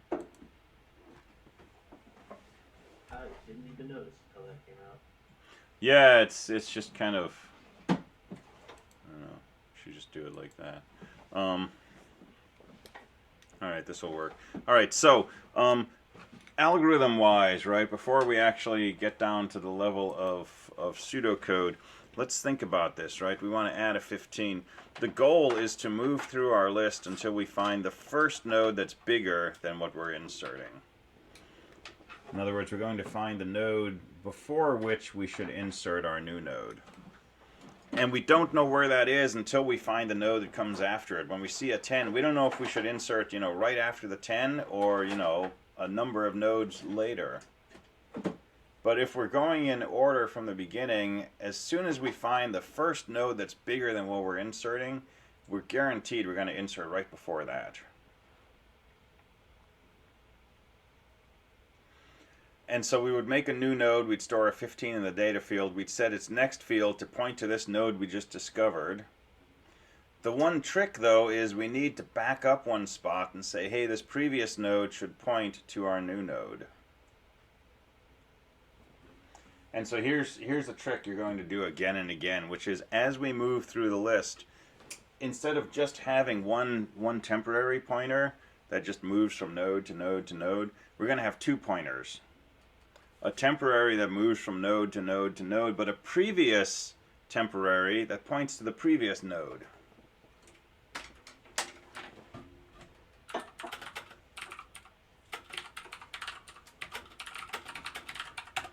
And so I'll usually call these temp and previous, or current and previous, or next and previous, or something like that. So let me call it current and previous. Alright, so here's some pseudocode.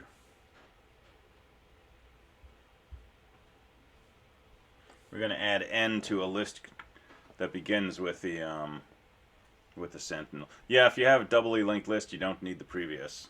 So if we have back arrows, this becomes easier. But we're not allowed to do that. Not yet. Alright, so so how do we do this? Let's start off with our previous equal to the sentinel node and our current equal to the sentinel next.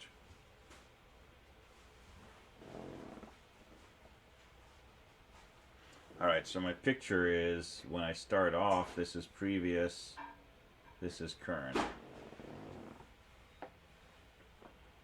And I want to know, should I insert right before the current node? If I should, guess what? My previous is showing me the previous node in the list, which in this case is the sentinel. So if current node's data is bigger than n,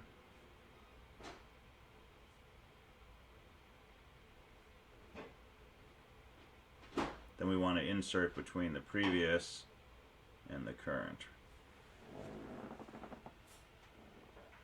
So if the current node's data is bigger than the number we're inserting, then we want to insert right between the previous and the current.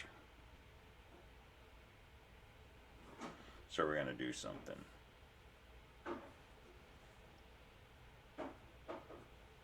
Otherwise, we're not at the spot yet where we want to insert. We need to move down the list. So let's think about this with a 15. We're trying to insert a 15. The current node's data is 10. That's not where we want to insert. We have to move down the list. What I want to do is change this to be current and change this to be previous. So I can do something like this. Current equals current next. And previous equals previous next. If I do that, this will move over to here. This will move over to here.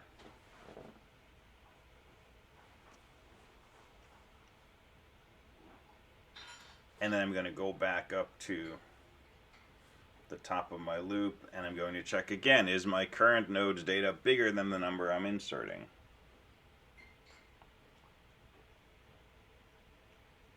And in this case, the current node's data is 20. I'm trying to insert a 15. That tells me I want to do what? Insert between previous and current. Okay, well, how do I insert between previous and current? So new equals malloc. Make a new node. Set its data equal to n, the number we're inserting.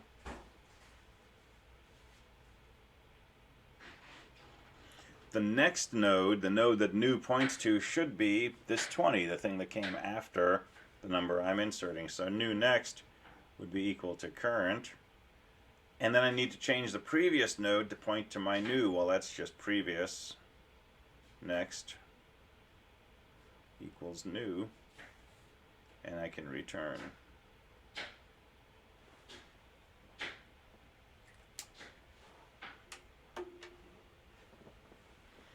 All right, so if I should be inserting right before the node that I'm calling current, make a new node, save the data, have the new node point to the current, have the previous node point to the new.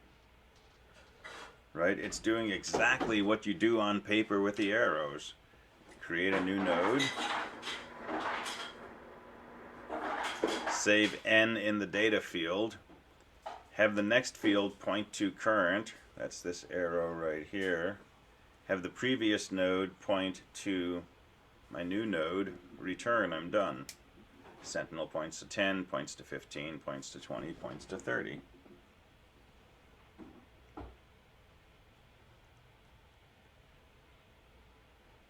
If you're not there yet, if you haven't found a node, move down the list. Take current and change it to current next. Take previous, change it to previous next.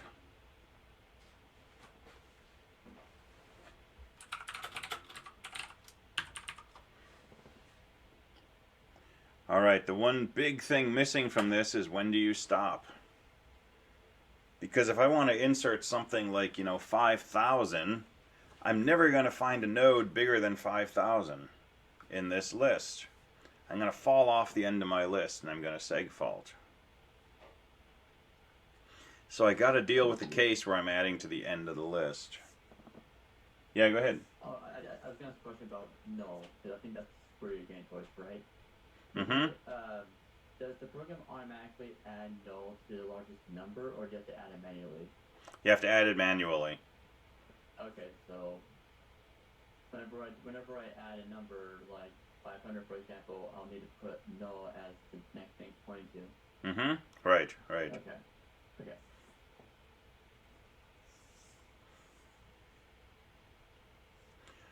All right. So how do we know when we've hit the end of the list? Let's say we wanted to add, a 50. So we're going to move down this list. Let me go back to a simpler list here.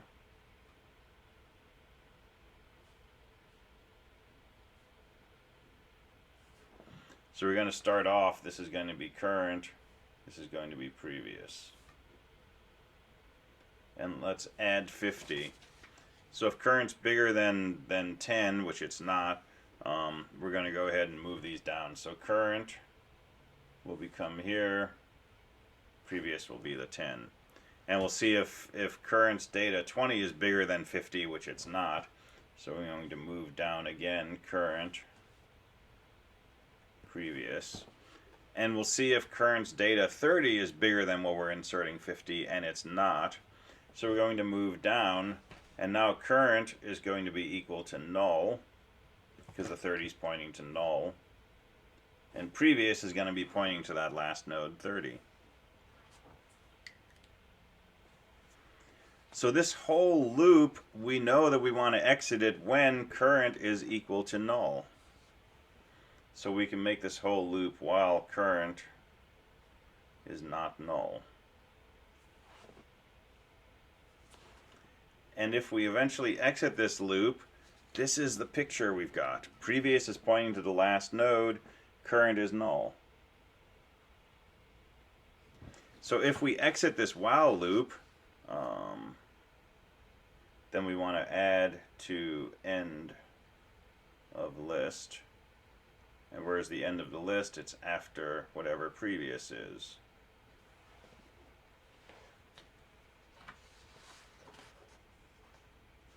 And so how do we do that? You know, new equals malloc.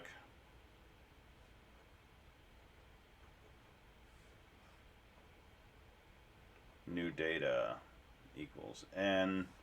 And then we could say previous next equals new. And new next is null. So now we've got our new node 50. We're going to take the previous node and point to that, and we're going to take our new node and point to null. And that adds it to the end of the list.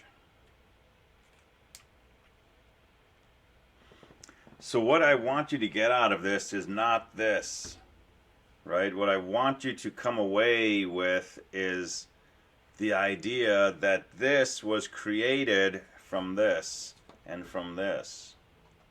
And I want you to do this yourself. I want you to start with a linked list, think about adding it, use this idea of having a pair of pointers, but figure out the steps in a way that makes sense to you. Don't just take this and code it into C. That'll give you a linked list implementation, but it won't help you with developing the skills you need to take an algorithm and change it into code. So this is an example, and if you coded this in C, you would have your add function.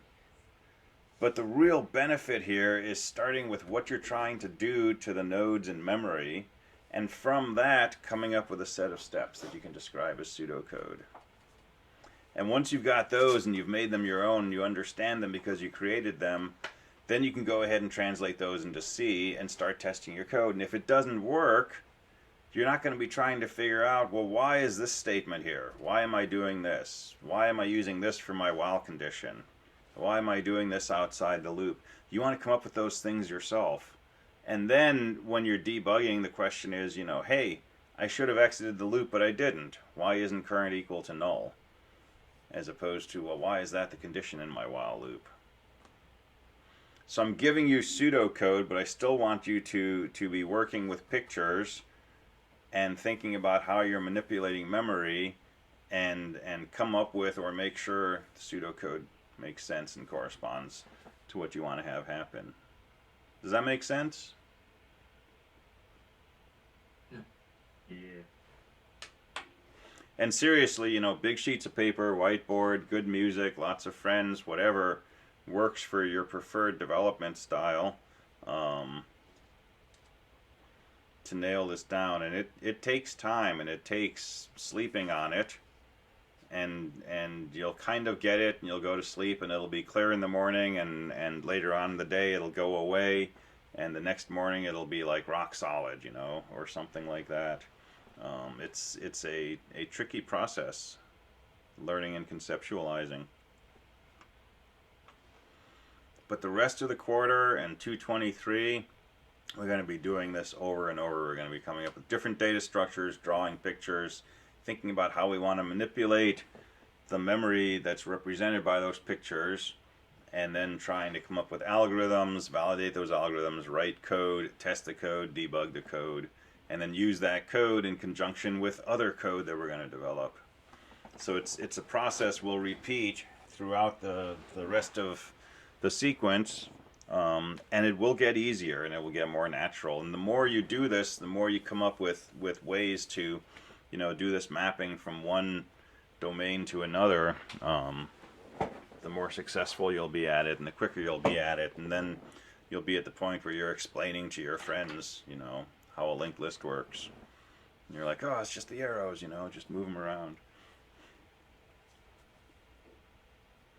All right, so start with a simple add function if you haven't already done add. Start with a simpler version of it, and then either, you know, switch to working on the print function and so on, or try doing the more complex add.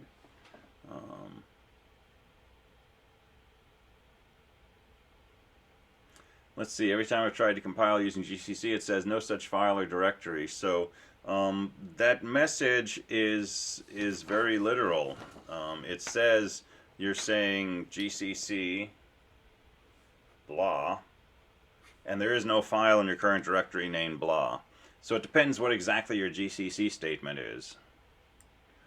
And if you're trying to create, you know, an output file other than a.out, you're probably saying GCC-o, you know, the name of the main file you want to create, and then one or more files that you want to compile.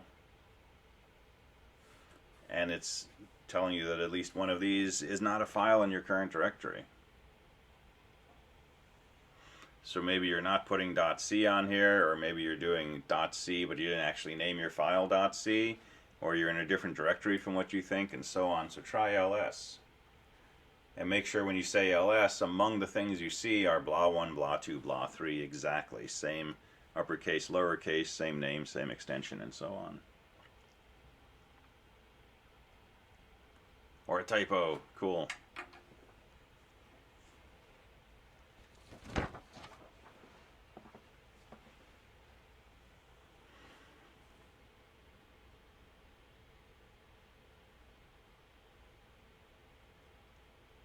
So yeah,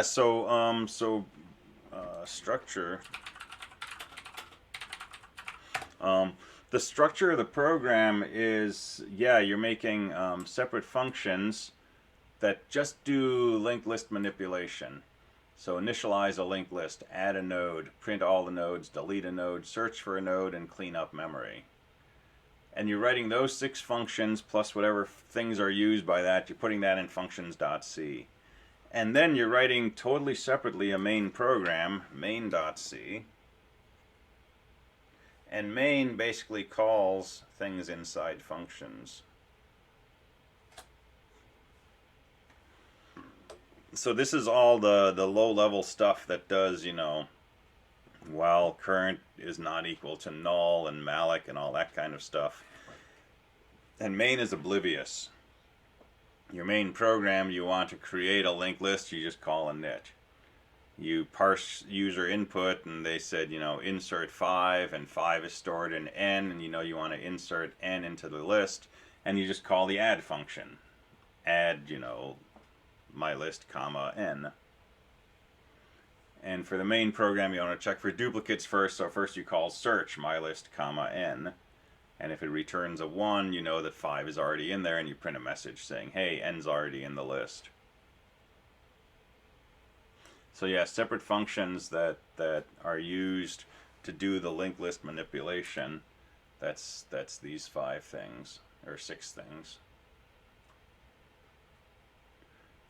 And then main calls those to do what it needs to do.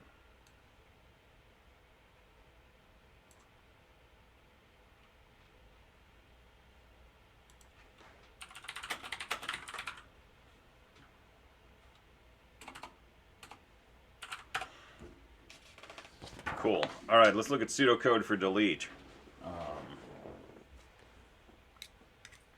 And delete is very similar to search.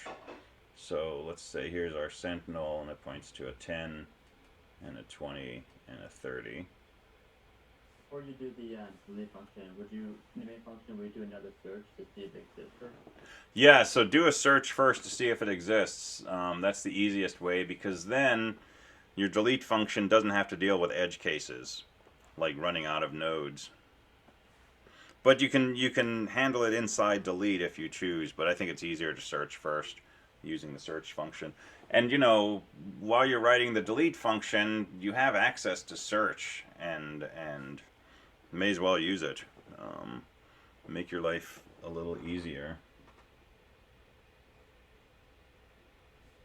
So we're going to do the same type of setup.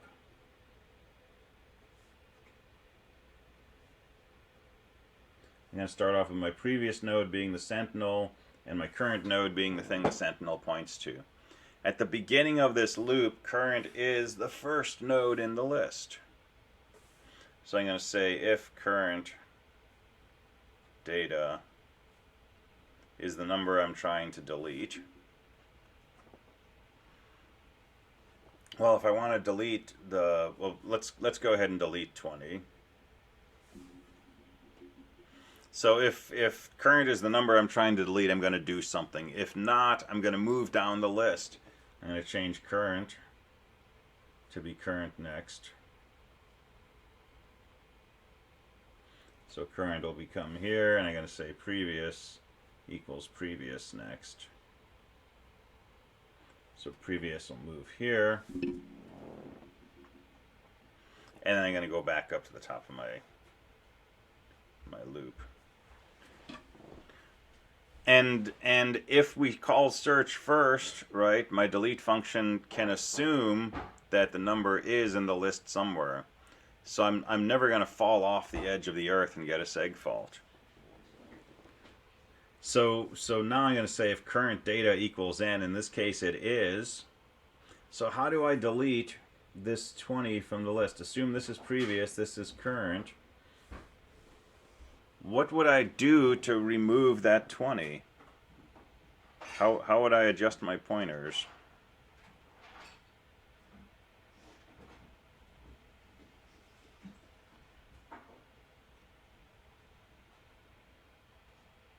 You can tell me in plain words for this example, what should I change my arrows to be doing?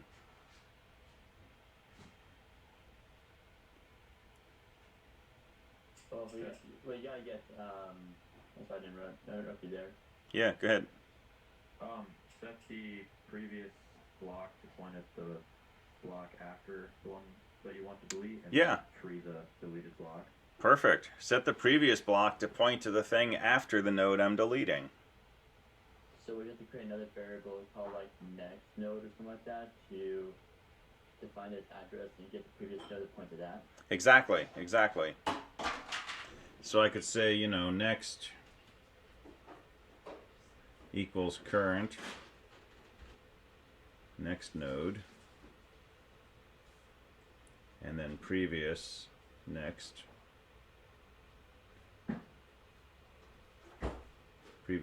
node equals next. And that's going to take this arrow and point to the 30. Or if I want, you know, I could do this in one statement and just say previous next node equals current next node.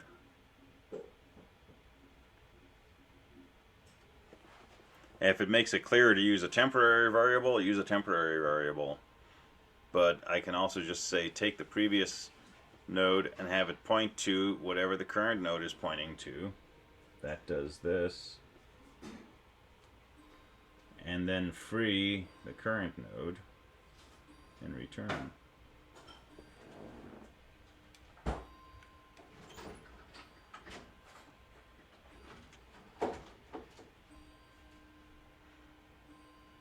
All right, check your edge cases. Suppose I'm deleting the last node from the list. Suppose this is my list 10, 20, 30, and I'm trying to delete 30. So when I get to this point where current is 20, it's not going to match my number n. So I'm going to move current to current next. I'm going to move previous to previous next. I'm going to come back to the top of my loop. If current data equals n, it does. So I want to delete the current node. So what am I going to do? I'm going to say next equals current next node. Well, that's going to be null, right? Because current's next node is null. So when I say previous next node equals next, that's going to set this previous node to point to null. And then I'm going to free current, which releases this from memory. That's exactly what I wanted to have happen. So there's actually no special edge case here if you delete the last node in the list. And you can check the first node, and the first node won't be an edge case either. Because if I find that my current node is 10 and I'm trying to delete a 10, I'm going to take the previous node, which is the sentinel, and have it point to where the 10 is pointing. The sentinel is going to point to 20. That's going to delete the 10. So for the edge case like 30, if you're going to delete it, would it be kind of the same some algorithm to add where you have to check if it's greater than, I don't know, what did you say later? It was like, So if I'm deleting the 30, this code works exactly as it is. This algorithm works exactly the same. oh, I see, because you're just matching if it's equal to 30, not if it's greater. Yeah, I'm matching if it's equal to 30. I got that mixed up. Okay. Yeah, and so the previous node will point where the 30 is pointing, while 30 points to null, so now the previous node will point to null.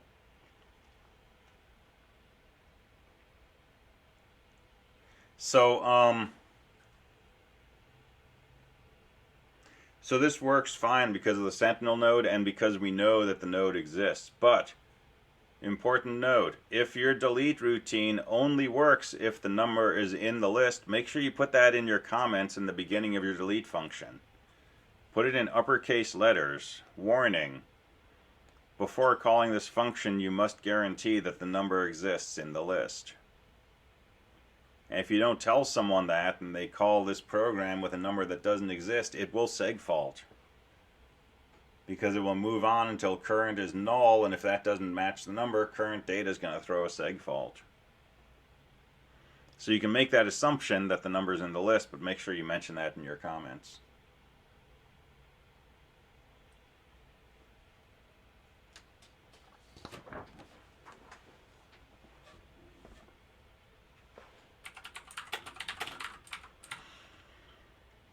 All right, last one. Let's look at the pseudocode for cleanup. Search.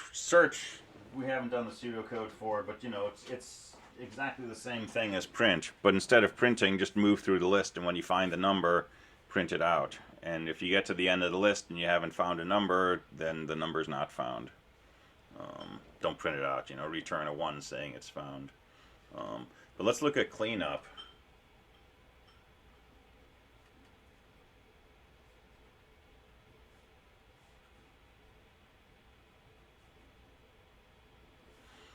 So the idea here is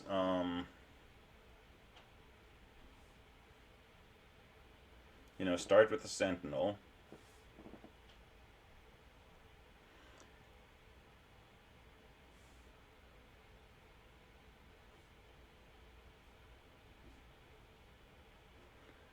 And as long as we have a node, let's do the following.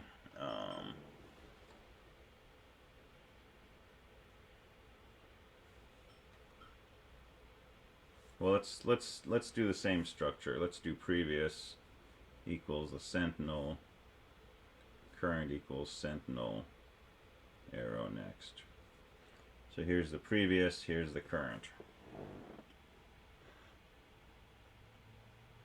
Okay, while current is not null, what should we do? Let's free the previous node.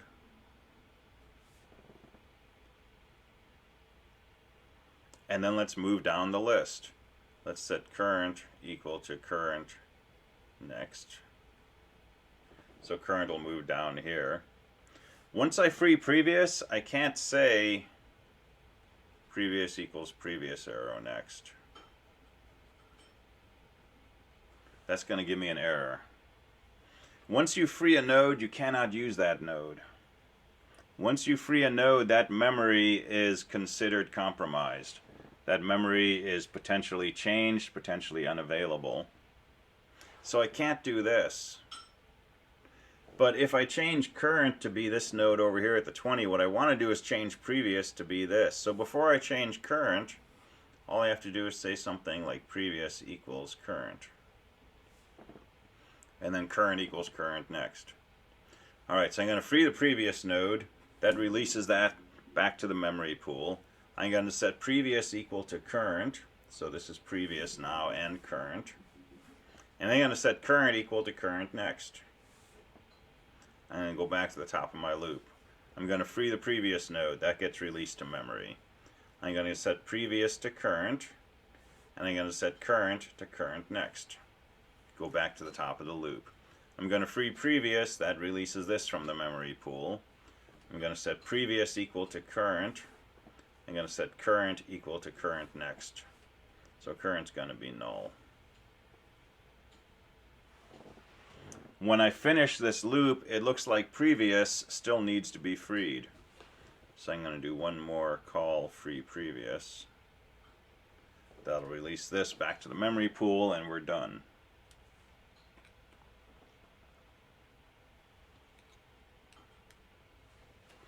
Check your edge cases.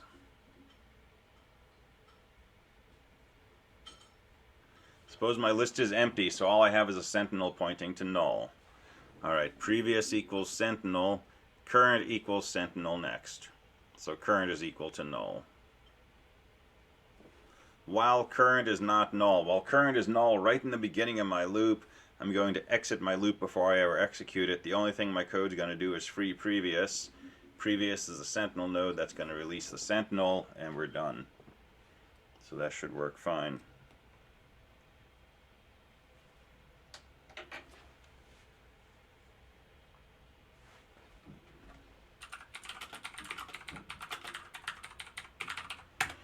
So what you're going to find in working with this stuff is that the code you end up with might be ridiculously short. It might be 4 or 5 lines of code, but it might take you hours to write that.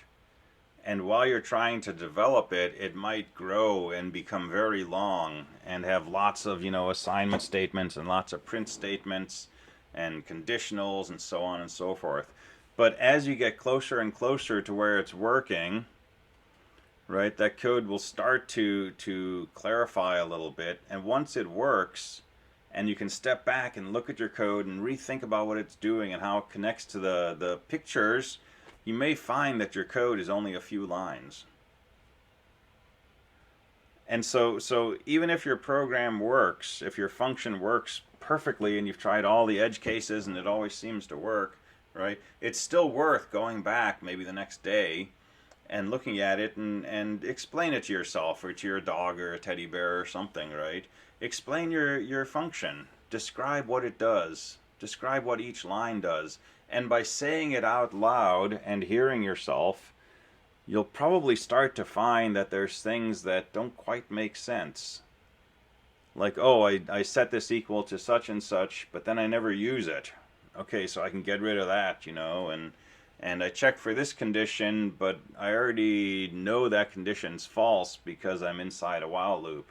So I don't need any of that code, And you may find when you're done that these functions are, 3 or 4 or 5 lines of C. And when you've written, a function yourself from scratch, and it works, and then you can boil it down and you can see it as just a few lines, right? And you can understand why that function works. That's when you've actually learned it, right? And that's just not something I can convey by talking or writing things on a piece of paper.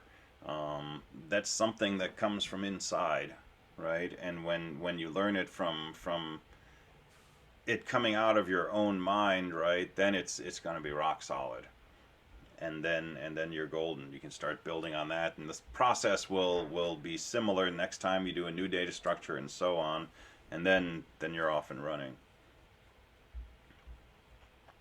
All right, so hopefully somewhere amongst all of that, there's some useful code, some useful ideas, but also some maybe suggestions or coaching on how to possibly